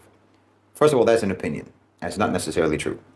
I think it's fair to say that governments will always tend towards, or often tend towards, authoritarianism, but that's not the same thing as tyranny. It's not the same thing as oppression. I think that the assumption that governments will always become tyrannical is sort of drawn from Western experience and Western history, in my view, in my opinion, because that's what their governments always have done, because that's what their governments always do and always have done. And their solution is to replace the government every few years, which just results in a tyranny of incompetence and insincerity. And it results in real power relocating outside the pale of government so that it can manage the affairs of the society with a degree of continuity without any interference. But if you have rulers, if you have a government that reigns for a longer guaranteed period of time, their expertise will be greater, their planning will be longer, and they'll have more of a stake, in my opinion. But yes, of course, if there's no mechanism for removing them, then that can also turn into a sense of entitlement by the ruler, by the government, or what have you. And it can make them indifferent, actually, to the population. So yeah, there does need to be some sort of a process of accountability. But the question is, accountability to whom? And accountability by whom? And classically... Accountability to whom? To Allah, to the Sharia, to Islam. Accountability to the Ummah in terms of serving the interests of the Ummah. Serving the interests of Muslims. How about that? In the Muslim world, that would be the Ahl al-Hal wal-Aqd. You know, people of influence, particularly the ulama, but also tribal chiefs, army commanders, and so on. You know, eminent families, prestigious families, and so forth. Accountability to the general public, historically, only ever had to do with resolving, you know, particular individual grievances. And that would usually have been dealt with on the level of, like, provincial authorities. So, I mean, here's a question for you. I won't spell it out. But what did Saudi Arabia do? And the current de facto ruler of Saudi Arabia, what did he do with the other people of influence in his country in Saudi? What happened to them? Here's a question for you history buffs. Go ahead and look it up. Go ahead and look up what the current ruler of Saudi Arabia did to other members of his family, other members of influence in the country, other officials who opposed certain policies. What did he do to them? Same thing in the U.S. What is done to the scholars, to the ulama, who don't toe the party line, aren't down with Vision 2030, aren't down with secularization, aren't down with the Abraham Accords, aren't down with normalization with Israel? What happens to them, Shaheed? Concerns about the religious validity of policies, that's something that would have been raised by the ulama privately with the ruler. Or else if we're Oh, privately. If there's a religious problem, raise it privately with the ruler. So even Shaheed, his madkhalism, okay, fine, we won't label him as a madkhali, but this is a madkhali line, is it not? If you have any issues with the ruler, with the religiosity of the laws, you raise it privately with the ruler. If you're an alim, not the riffraff. individual grievances, and that would usually have been dealt with on the level of like provincial authorities. Concerns about the religious validity of policies, that's something that would have been raised by the ulama privately with the ruler. Or else if we're talking about behaviors in society, or rather misbehaviors in society, becoming normalized in the society, well, the scholars would have addressed that through fatwa and through, religious lectures, through khutbahs and treatises that they would write and so on, basically through da'wah and nasiha. But let me be clear about one thing. The idea of who's allowed to give da'wah? Who's allowed to speak on the behalf of Islam in the UAE? You have to have government approval. Otherwise, you can't. You don't have a license to be able to speak. You'll be arrested and you'll be thrown in jail. Literally, if you try to have a class in your own house, you open up your house and you say, we're having lessons, and you don't get government approval, the government will come and arrest you. The police will come, knock down your door, and arrest you and put you in jail. You have to have licensure. Of classifying governments as Islamic or un-Islamic in an absolute way isn't how traditional Islamic governance was ever understood. That's a modern framework. In classical fiqh, the main concern is just whether the ruler is Muslim or not. If the ruler is Muslim, then his rule is valid, even if he's unjust, even if his policies are questionable, even if he fails in certain Sharia compliance. The only thing that would invalidate his rule is open kufr, meaning clear, undeniable rejection of Islam. It means that a government can just be better or worse in terms of Sharia compliance, but that doesn't make it illegitimate. A ruler can be sinful, a ruler can be oppressive, but as long as he doesn't reject Islam outright, well, then he's still recognized as a legitimate authority. The role of the people is not to delegitimize the government, but to try to guide and influence it towards better governance. So what he's saying is true in theory. What he's saying is true that within Sunnism, you do have this debate on what is a legitimate ruler. Is there protest allowed or rebellion against the ruler? Is that allowed? Like, what are the conditions for that? And yeah, there is a strain of what's called quietism in Sunnism, where were scholars who took that position that it doesn't really matter how oppressive the ruler is and how much he's violating certain rights of the Muslim population. You shouldn't actually rebel. You shouldn't actually rise up against him or take up arms. That is correct. But the way that he is characterizing it, the Sharia, is incorrect. He's characterizing the Sharia as something that's mainly implemented from the government. The government is implementing the Sharia from the top down. And we talked about this yesterday with Yasser Qadi in the previous episode. But when it comes to Muslim society, historically, the Sharia is implemented. Much of the Sharia is on the basis of marriage, family structure, communities that are organically enforcing the rules and regulations of Islam through Amr bil Ma'ruf wa Nahi anil Munkar, enjoining the good and forbidding the evil. So, for example, if a son is doing drugs or is drinking alcohol in, let's say 11th century Baghdad, who is going to crack down on that boy or that teenager who is drinking alcohol? It's going to be his brother, his father, his uncle, his grandfather, who is going to punish him for that. And if it's something public where it comes to the attention of public authorities, then he'll also could also potentially be lashed for that. But the had could be applied for that. But when it comes to the enforcement of morals and values, the structure of enforcement in Muslim societies is bottom up. You have your family first and foremost, your community, your neighbors, people in your city that are going to enforce what is good and forbid what is evil. Now, obviously, in modernity, these things change, and you have this conception of values or law that can only be enforced by a centralized authority from the top down.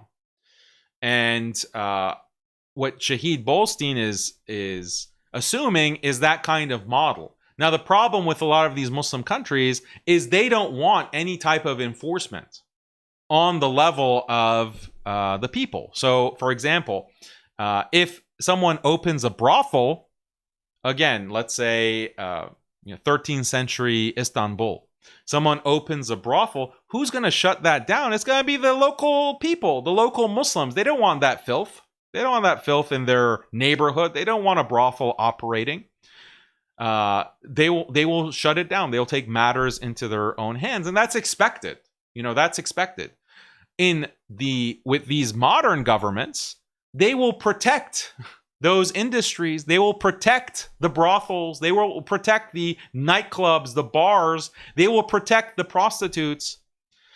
They will protect them in many ways. Physically protect them. If there's any scholars who speak against those brothels or those industries, the topless beaches, those scholars will be arrested. If you speak out against these secularization efforts, you'll be labeled a terrorist, or you'll be labeled an Ikhwani, and you'll be put in prison. You might even be killed. And that's what we've seen. Many scholars have been jailed because they speak out. They do amr bin ma'ruf wa nahi anil munkar. They do try to enjoin the good and forbid the evil, and they get put in prison. So that level of organic enforcement and authority that existed historically, traditionally in Muslim societies, even in the Muslim societies that our parents and grandparents lived in, we're just talking about 1 or 2 generations ago, that has been liquidated. That has been completely defanged. All power has been sucked out and put in the hands of a centralized bureaucratic police force that operates in a tyrannical way to enforce secularism. And that's the critique of these Muslim countries. Now, that doesn't mean that we ignore injustice or ignore immorality and so on, but it means that we deal with it strategically through advising, through influencing, and through shifting public sentiment. If the government is tolerating so-called un-Islamic practices, our job is to try to make sure that Islamic sentiment in the society is strong enough that they feel the pressure to correct course.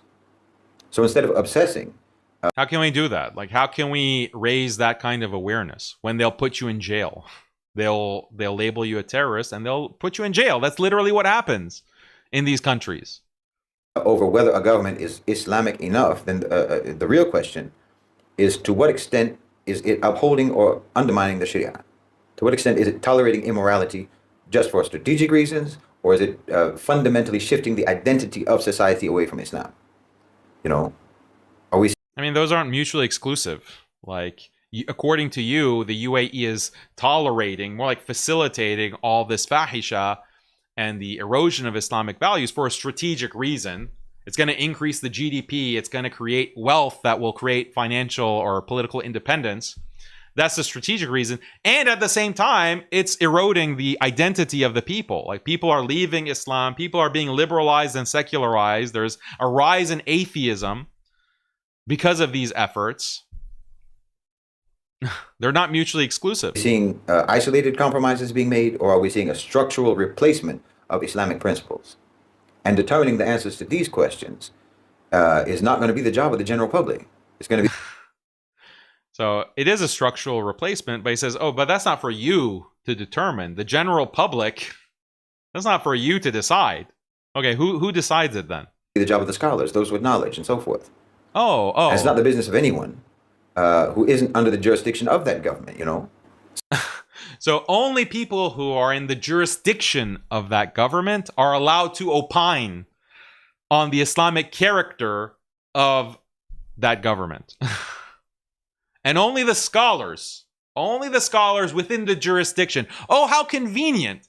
The scholars in that jurisdiction. So if they say anything that the government does not approve of, they are risking going to jail and having their life literally ended, or their children being tortured, kidnapped and tortured by government forces, by the secret police, the mukhabarat.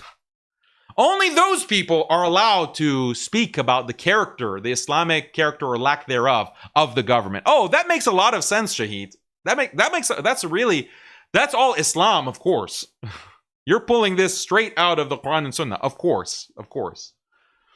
How convenient. Some Muslim in the UK can't decide how Jordan should be governed, for example. And this is actually a serious problem, in my opinion. Because of the internet, we have Muslims, you know, in the US, in Canada, in the UK, Europe, or wherever, deciding that the Khalij is Islamically eroding. That this people or that people of this or that country are being de-Islamized. That Islam is dead in such and such country, thousands of miles away, and something needs to be done about it. You know? You understand how much that sounds like a colonizer mentality? You're... Oh, subhanallah. He's like a master gaslighter. Like, if you start criticizing the prostitution, the self-admitted fahisha that he admitted to in the UAE, that's a colonizer mentality. You're a colonizer. You're in the US and you're in the UK or Canada and you're criticizing these policies in the UAE. You're a colonizer. This is a serious problem. This is a serious problem according to Shahed. Wow, really? It's a serious problem? That's exactly what the UAE government is also saying. It's a serious problem. That's why they're lobbying to have the Muslim Brotherhood designated as a terrorist organization, because it's a serious problem. They want to shut down all of this criticism. The people in country B are calling for the overthrow of the government in country A, you know, or if not overthrow, then they just opine and they disparage and they claim that those people way over there in that other country are being thrown into secular corruption. Meanwhile, those people way over there in that other country are going to the masjid, they're wearing hijab, you know, they're giving zakah, they're fasting, they're memorizing Quran, they're just living Muslim lives like anyone else. You know, maybe there are concerts, maybe there are nightclubs in their countries, probably there are. Maybe there's drugs, probably there are. There's prostitutes, probably. All of these things might exist in their country, as many of these things, or most of these things, have existed in the Muslim world to one degree or another for centuries. It's not just that they're existing, they're being facilitated. They're being propped up by the government. Yeah, murder existed, sexual assault existed in the past too. Like, should that be allowed to run rampant? Should that be facilitated by the government as well, Shahed, according to your logic? And the people who partake in those activities are mostly non-Muslims, mostly tourists, or else already unserious Muslims. And those activities are being allowed for a variety of reasons, most often related to maslahah, particularly when you have a large non-Muslim population living in that country who would accuse you of oppression if you didn't allow it, you know, or else you have some powerful external state actors who would make that accusation. The bottom line is imperfect government is still a government, and we don't get to decide the legitimacy of that government based on our personal judgment or our personal opinion about its policies. Our responsibility is to engage, is to influence, and to shift the balance of opinion so that it is politically and socially impossible for the government to ignore Islamic values. That's how we hold power accountable. How? Like, this is just empty speech. You just said that if you're outside of the jurisdiction of that country, you have no right to speak. You have to be in the country, and then only you privately advise the ruler. So how is that going to change? How is that going to force the rulers to do anything? And isn't it ironic that he's saying that, oh, if you're outside, if you're in country B, you can't criticize country A. He's constantly doing that himself. He's not in the United States. He's not in the UK. And he has all these criticisms of those governments, number one. And he's also criticizing the people. Remember, we just watched the video where he's telling activists in the United States and the UK and Europe how to properly agitate against corporations, and oh, you need to shut off the supply lines, and you need to escalate, you need to disrupt, militantly disrupt. He has all kinds of advice, and he has all kinds of opinions to share about countries that he personally is not located in. He's not within the jurisdiction of these countries, but he has plenty to say, plenty to criticize. But don't do that with the UAE. Don't do that with the Gulf. And by the way, I'm not an agent of the Gulf. Like, how preposterous for anyone to think. I have plenty of criticisms for the Gulf. Oh, you do? That's what he said earlier, right? He has plenty of criticisms and he's criticized the Gulf. But according to the standards he's saying now, he shouldn't be criticizing the Gulf. How dare he? How dare he have any criticisms of the Gulf? He's not an alim. He's not a scholar. And he's not in the jurisdiction. Making Islam the dominant force in society, you know? It means that if we want to see change, we need to apply pressure where it actually matters. And that doesn't necessarily mean protest. It doesn't necessarily mean rebellion. It certainly doesn't mean rebellion. It means strategic influence. It means engaging with the Ahl al-Hal wal-Aqd, the people of authority, the decision makers, the business leaders, the media, the scholars, and so on. Because these are the forces that actually shape governance. But your first stop should always be the scholars, because you don't know fiqh, you know. And despite what many people think, or what most people think, most of the rulers in the Muslim world do consult with the ulama. They usually have a fiqhi foundation for all of these sorts of policies, you know. To what extent are non-Muslims supposed to adhere to Muslim norms of behavior in spaces that are provided for them? You know, this is largely, it comes down to the ijtihad of the ruler to decide that. And in order to make it clear that these activities are not supposed to bring Muslims to them, you get this contradictory phenomenon of where the government allows a policy or allows something, while simultaneously the governing religious authorities of that country issue a fatwa against it, meaning Muslims should not do this. And like I said, most Muslims don't. And in fact, most Muslims don't even need to be told. Like Brother Evan mentioned the example of Singapore. Well, Singapore relatively... Like we see, I mean, this is such BS. Like all of these concerts, the Halloween festivals, the Christmas festivals, like, does he think that we don't have access to videos of these events? It's full of Muslims.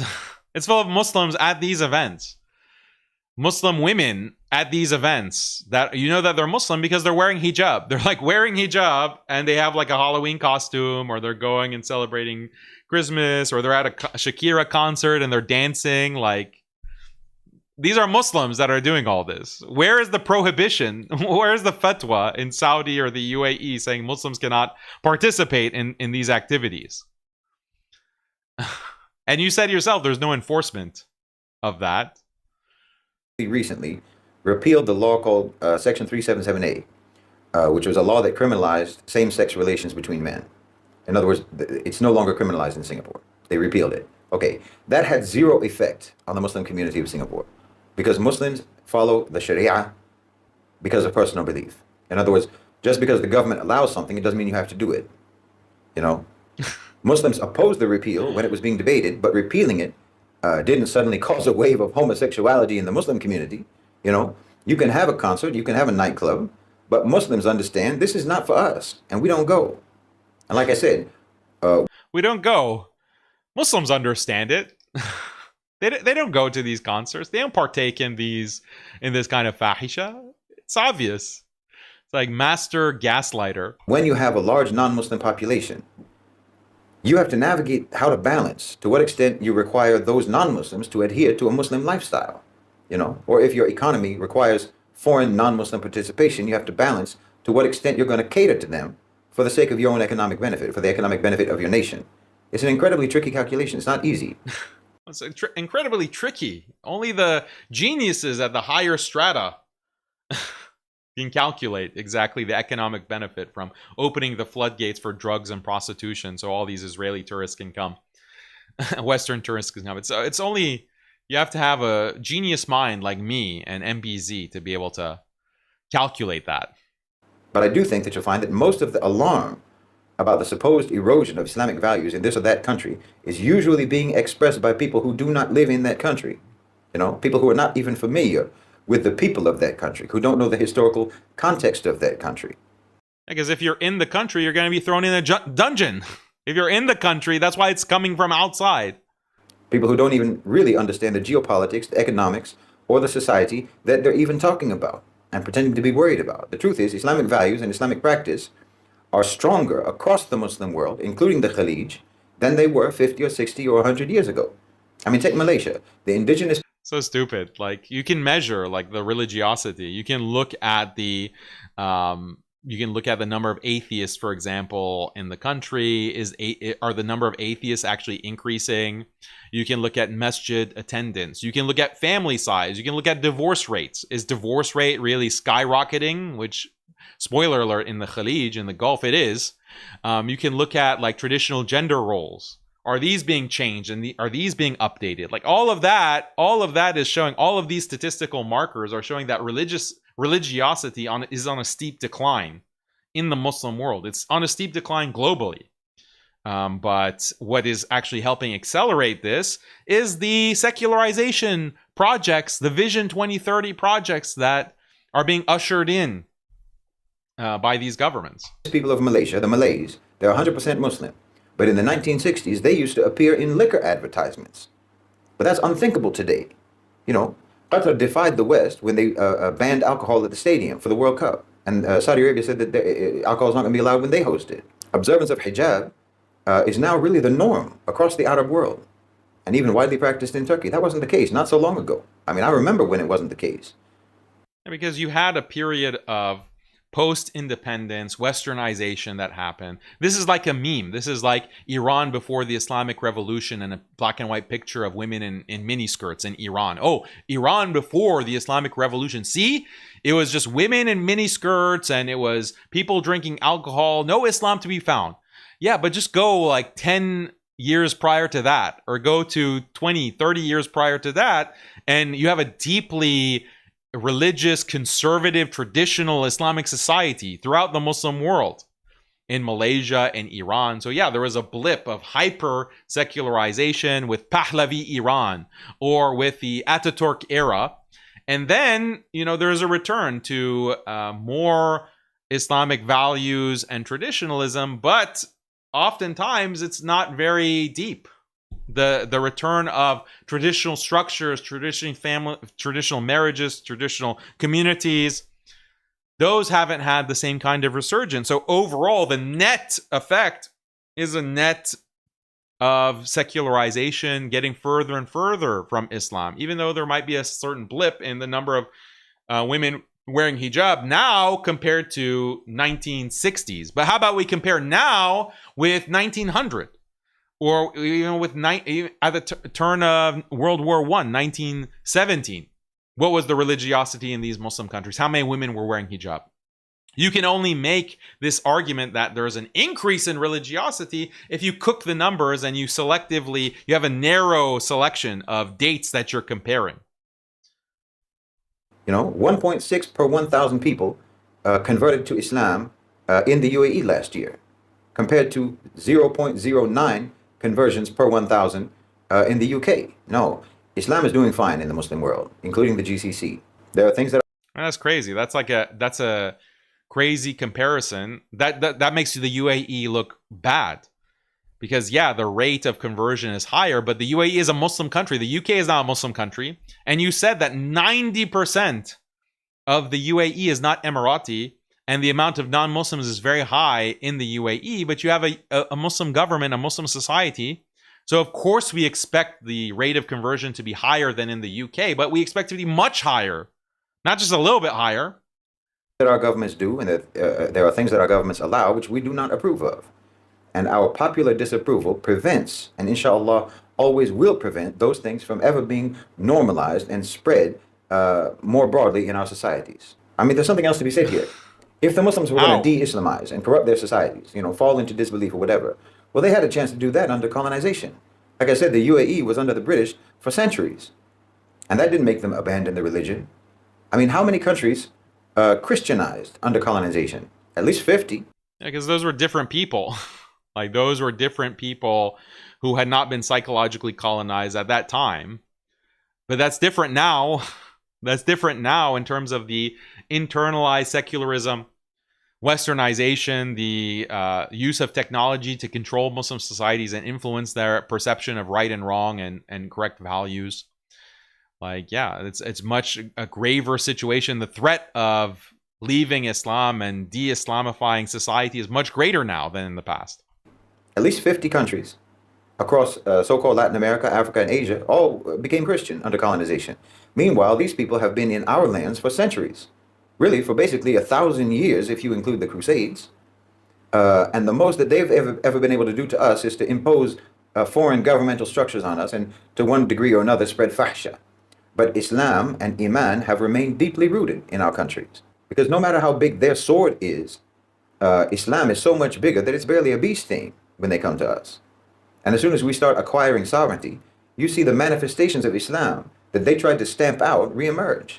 So I think that the people who get alarmed about this sort of thing severely underestimate the power and the solidity of Islam in the Muslim world.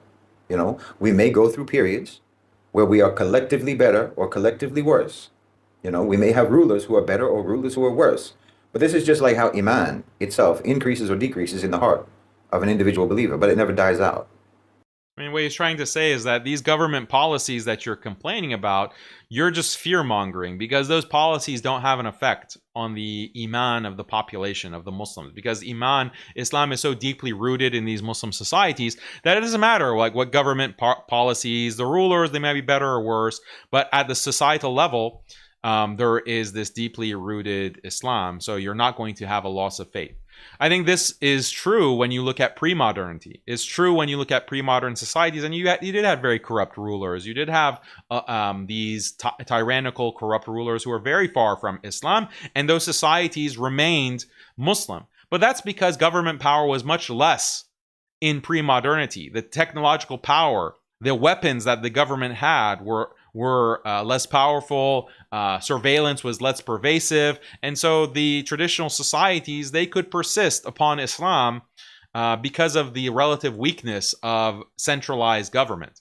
But now, in the modern era, the government is much more muscular, there's a much more powerful surveillance state, there are much more powerful weapons, and you have governments who are much more willing to inflict mass death. And that does affect the religiosity of society. Look at what happened in the Soviet countries, the Muslim countries that were taken over and occupied by the Soviet Union. Look at the erasure of the masajid, the hijab, Quran. Look at the amount of imams were killed. Look at the Muslim populations that were genocided in Central Asia, for example, or Albania, for example. And that had the deep effect of turning Muslim populations towards atheism, towards communist atheism. That's actually within Muslim history. So government policies can create erasure of Islam, and we can measure that maybe a less drastic turning away from Islam in some of these secularizing Gulf states. According to the metrics that I mentioned, the increase of atheism, the increase of divorce rates, the smaller family sizes because people are having fewer children, and on and on. So this is, again, he's gaslighting you with nonsense analysis. If the leaders are wrong in their ijtihad, okay, this is between them and Allah subhanahu wa ta'ala. See, they're like two conjoined hierarchies in society, pyramid shaped, one pointing up and one pointing down. The one pointing up represents the ruling structure itself, meaning the higher up you go, authority increases until it's concentrated at the peak of the pyramid. The one pointing down represents responsibility. So at the peak of the power structure, you have the broadest responsibility. And at the bottom of the power structure, you have the least responsibility, responsibility and accountability and so on. Where power is the least concentrated, where authority is the least concentrated, where you have the least authority. And that's the general public. This is sensible. It goes against the Western delusions about democracy, but this is the most sensible approach. It's the most realistic and healthiest approach, This guy is supposed to be like a activist against global power, by the way. Remember all the videos, the global controlled financial whatever. So according to your logic, they're at the top of the pyramid. And so who are you to try to take them down or to advocate against them? According to your logic, right? So when it comes to the UAE, then you're anti-democratic. But when it comes to the global system, then power to the people. We need to rise up. We need to have militant advocacy and overthrow these capitalist elites who are controlling us.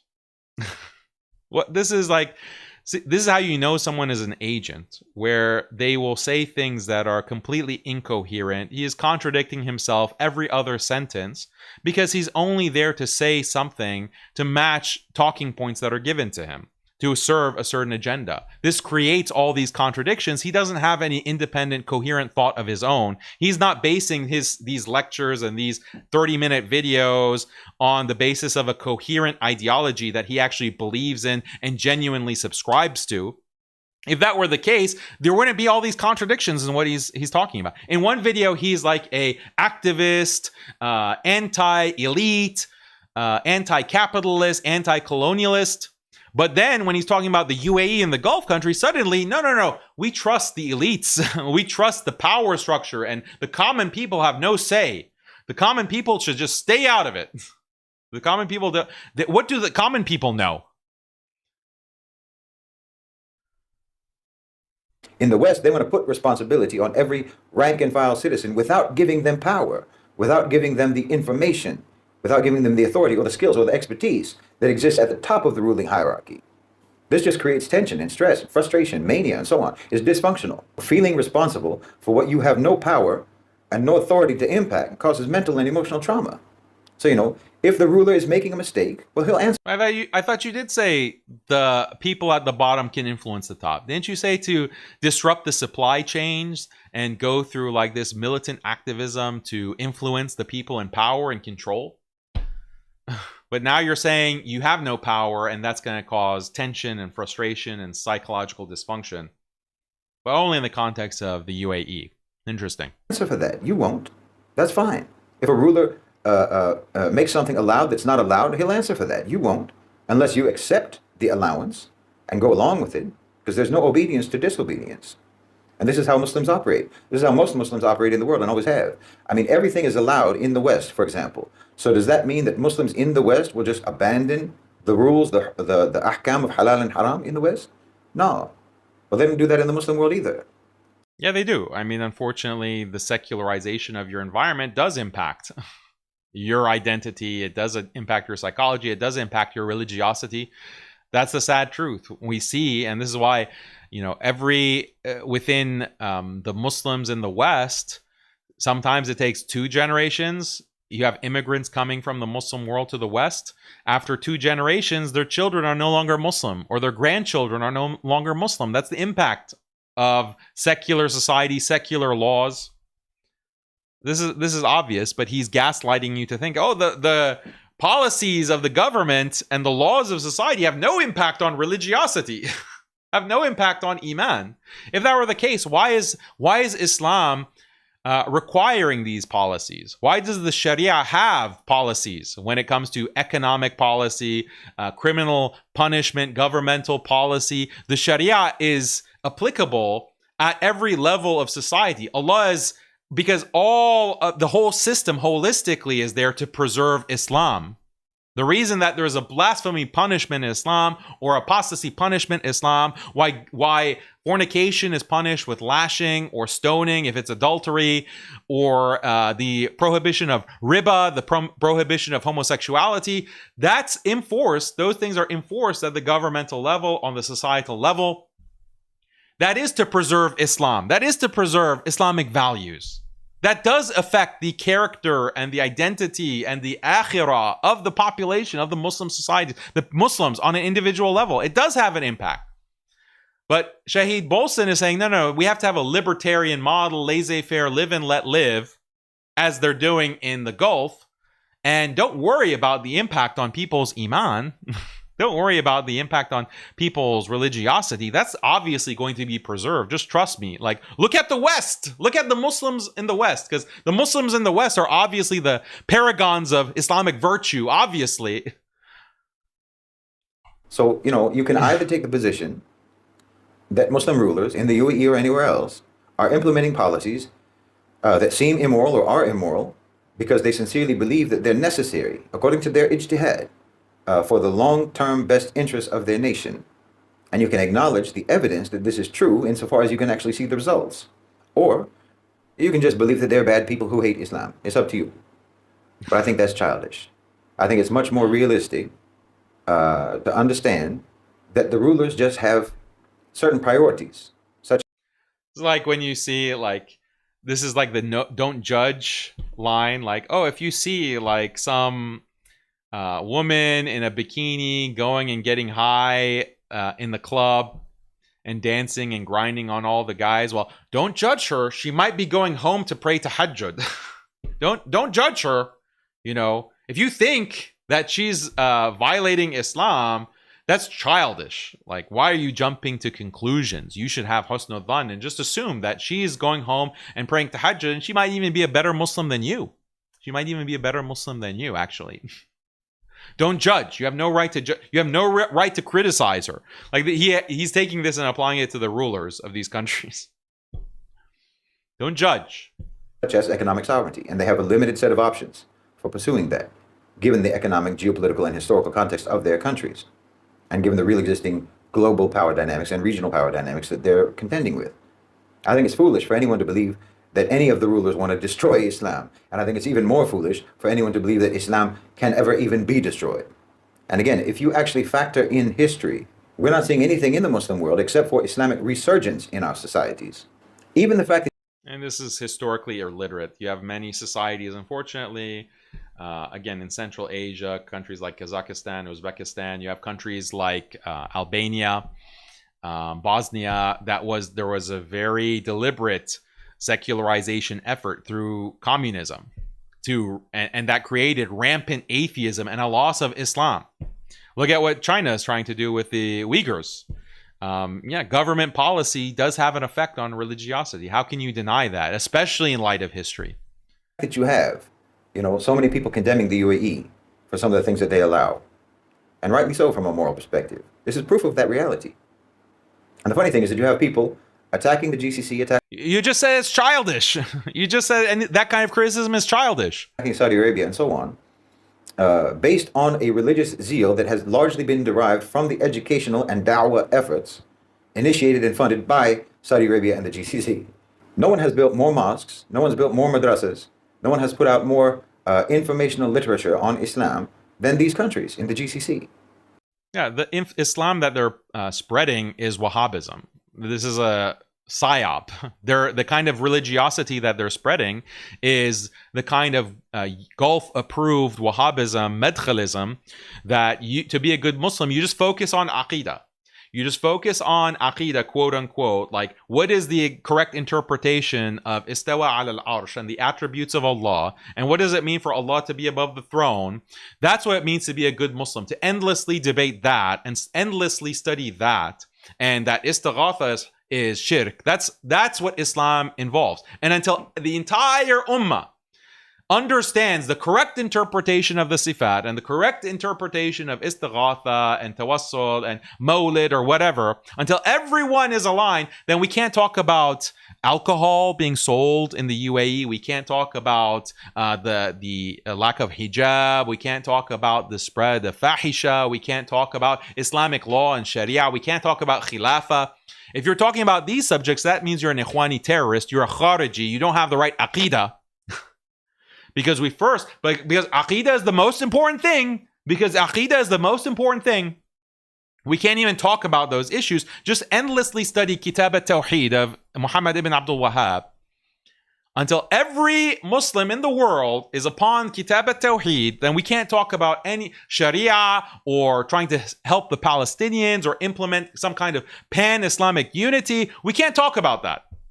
We have to just study Kitab al-Tawheed endlessly. That's the dawah that's coming out of the Gulf, Shaheed, as if you don't know that, from your partners in crime as Rabbi Faris and Wajdi Akari, Shamsi, Jake, and Fareed, and all these clowns are spread. Like, that's the kind of Islam that they want to spread.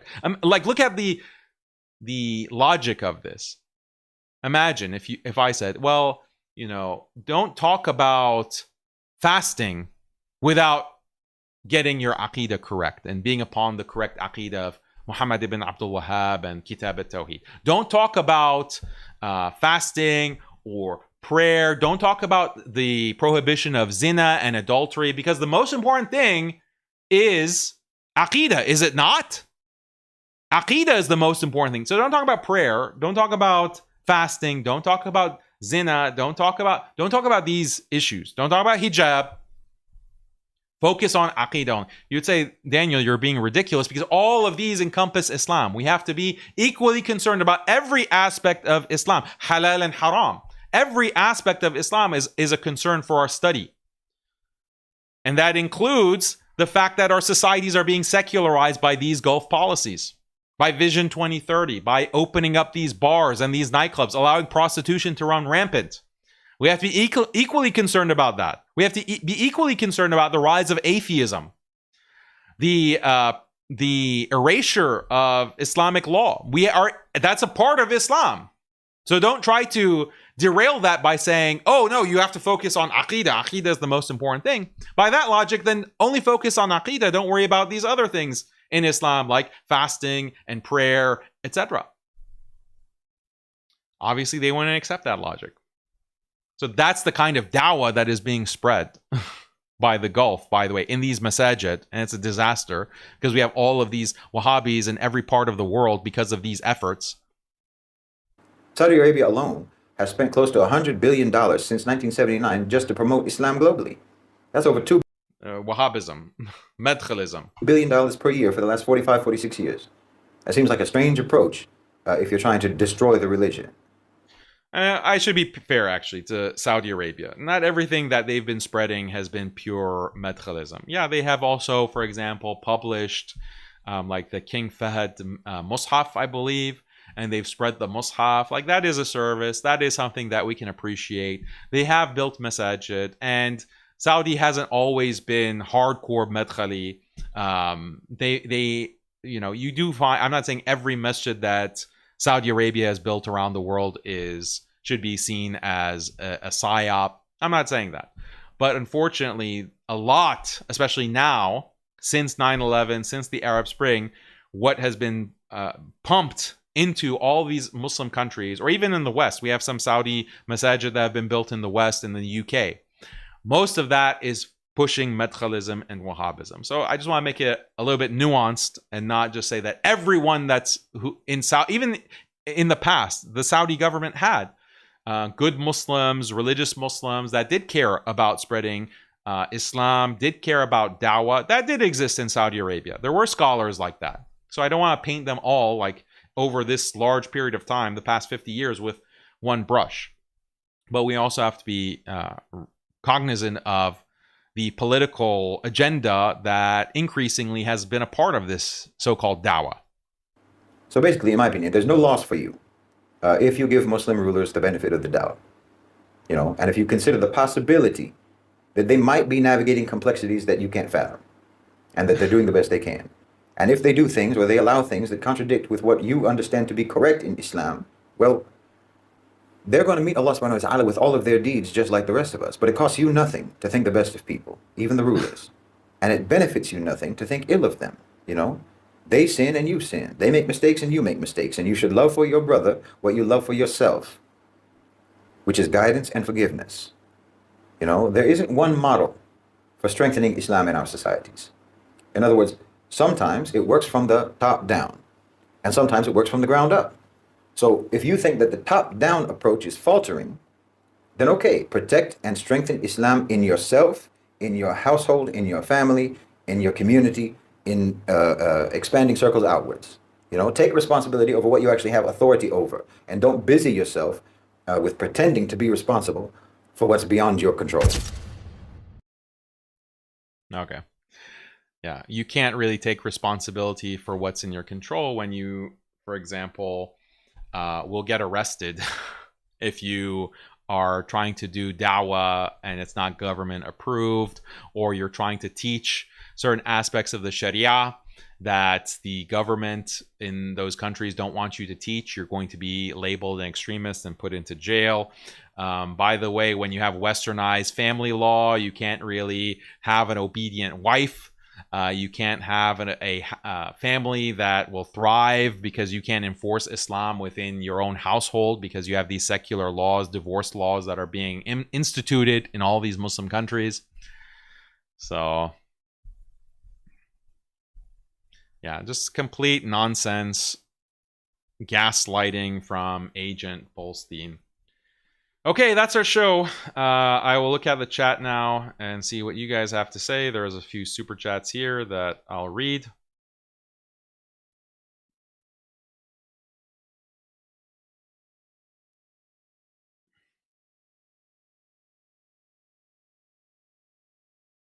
What is your opinion of his critique of the West?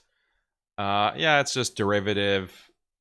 it's derivative and uninsightful, incoherent. It's just it's something that appeals to midwits. Like, he's someone who speaks in a way that midwits will think, wow, yeah, he really knows his stuff. Like, ooh, he's a real genius. Like, in the same way that Medkhalis, like someone like Rabbi Ferris, speaks in a way that you think, oh, wow, he's so knowledgeable. He's so learned. He really knows Islam, and he must have studied for many years. In fact, you know, that's what the impression that you get, when in reality, Rabbi Ferris was a CrossFit gym owner. Like, he was a CrossFit athlete. And only in the past 7 years did suddenly he become a sheikh who is, you know, giving khutbah and durus and halaqat at the masjid. Like, it's a level of knowledge that will deceive the midwits. And the same with Shahid Bolson. And this is why they will never agree to a conversation with someone who is going to interrogate them or be hostile or debate them, because the lack of knowledge that they have immediately is revealed. Shahid Bolson will never sit with me or with an oppositional person who is going to question him on his BS. Like an academic, for example, who's going to question him on his garbage analysis. Same with Rabbi Ferris. He's never going to sit with someone, or Shemsi, or Wajdi Akari. They're not going to sit with someone in a controlled environment, like a moderated debate, because they'll be so quickly exposed. Same with Jake. Same with Fareed. All of these Wahhabis. It's the same pattern, because their knowledge is designed to convince a midwit. Designed to convince the non-expert, especially someone who is going to think of himself as, oh, I'm a very smart and intelligent guy. I like the intellectual capabilities of Shahid Bolson. I'm going to listen to him. Like, that's the target that he is going after. So his critique of the West, and someone put this in the comments earlier, like, he'll have 4 or 5 videos criticizing the West, and then his main agenda comes out in a video like we just saw, to just defend the UAE, defend Zionism, advocate against the activists, the anti-Israel activists. All of those videos that he's retweeting about, who's really controlling the banks, who's really controlling the media. Like, that's his core message. Like, that's what he really is wanting to inflict on his audience, but he has to draw you in with, oh, I'm an anti-capitalist, I'm an anti-colonialist. And people fall for it. Midwits fall for this.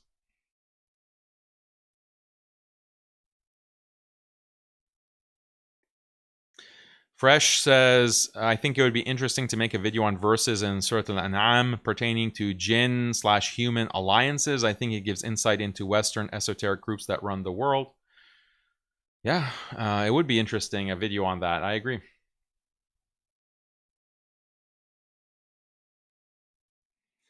I watched the Fed's disgusting shameless video and thought DQ has to break this down. DQ, do you mean like Dairy Queen? Dairy Queen is a fast food franchise in the US, if you don't know.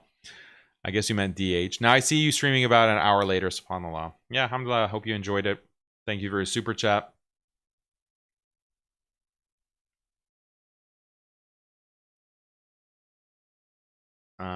There's a growing Muslim community on Nostr. It's a decentralized blockchain-based social media, so no government has control over it and no one can censor anything. Would love to see you there.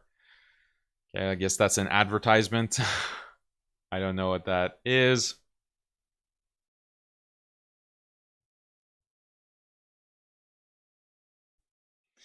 Iran, Israel, and the theater of war. Egypt's handling of colonizer activists. Shaheed supports Sisi's crackdown on protesters trying to break siege.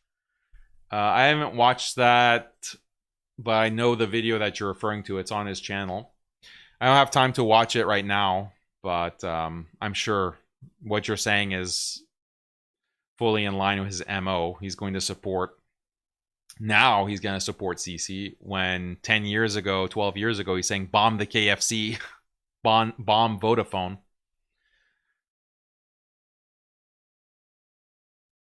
Muslims can achieve economic independence through ecosystem created by prostitutes.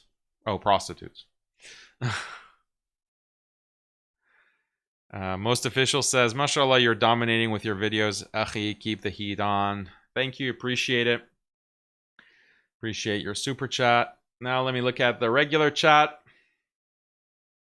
See Hassan as our moderator. Good to see you, bro. Muslim Boogeyman, thank you for your moderation. Really appreciate it.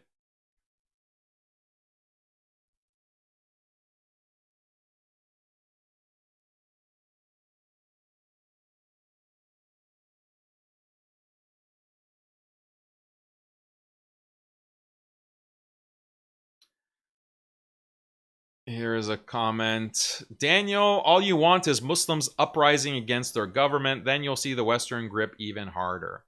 Who said that? Like, I never said that we need to have uprising in these countries. When did I ever say that? In fact, I don't want uprising. I don't want a violent revolution in the UAE, in Saudi Arabia, in Egypt, in Morocco, any of these countries. I don't advocate for that. I don't advocate for any kind of revolution or uprising. I just want to have the ability to do what Islam requires me to do. Amar bil ma'ruf wa nahi anil munkar. We should be able to criticize un-Islamic policies and advocate for an Islamic society that isn't being influenced by the West and by Israel. I want the freedom to be able to advocate that as Islam requires. Unfortunately, these countries don't want to allow that. And they want to silence me, even though I don't live within their country. As Shahed Bolson so eloquently put it, I'm not within their jurisdiction. And that's a problem. That's a serious problem. That's what he said, is it not? So actually, I agree with you. If there's violent revolution in all of these Muslim countries, the situation is going to get much worse. I agree with you. I agree. But we still need to be able to do Amr bin Ma'ruf and Nahi anil Munkar so that there is this kind of influence so that these Muslim countries will not go according to the dictates of Zionists, go according to the dictates of the West.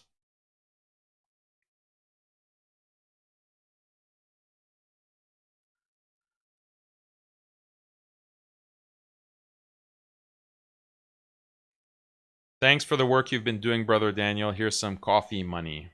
Thank you. I'll have some coffee. Appreciate it.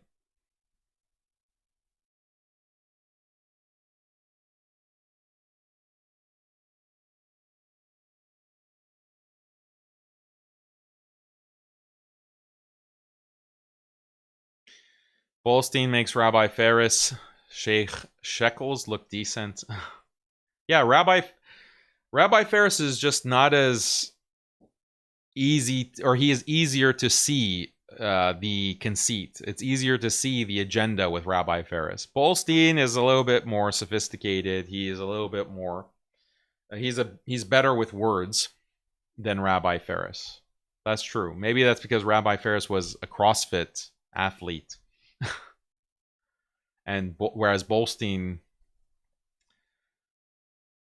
was a online prostitute, posing as a prostitute.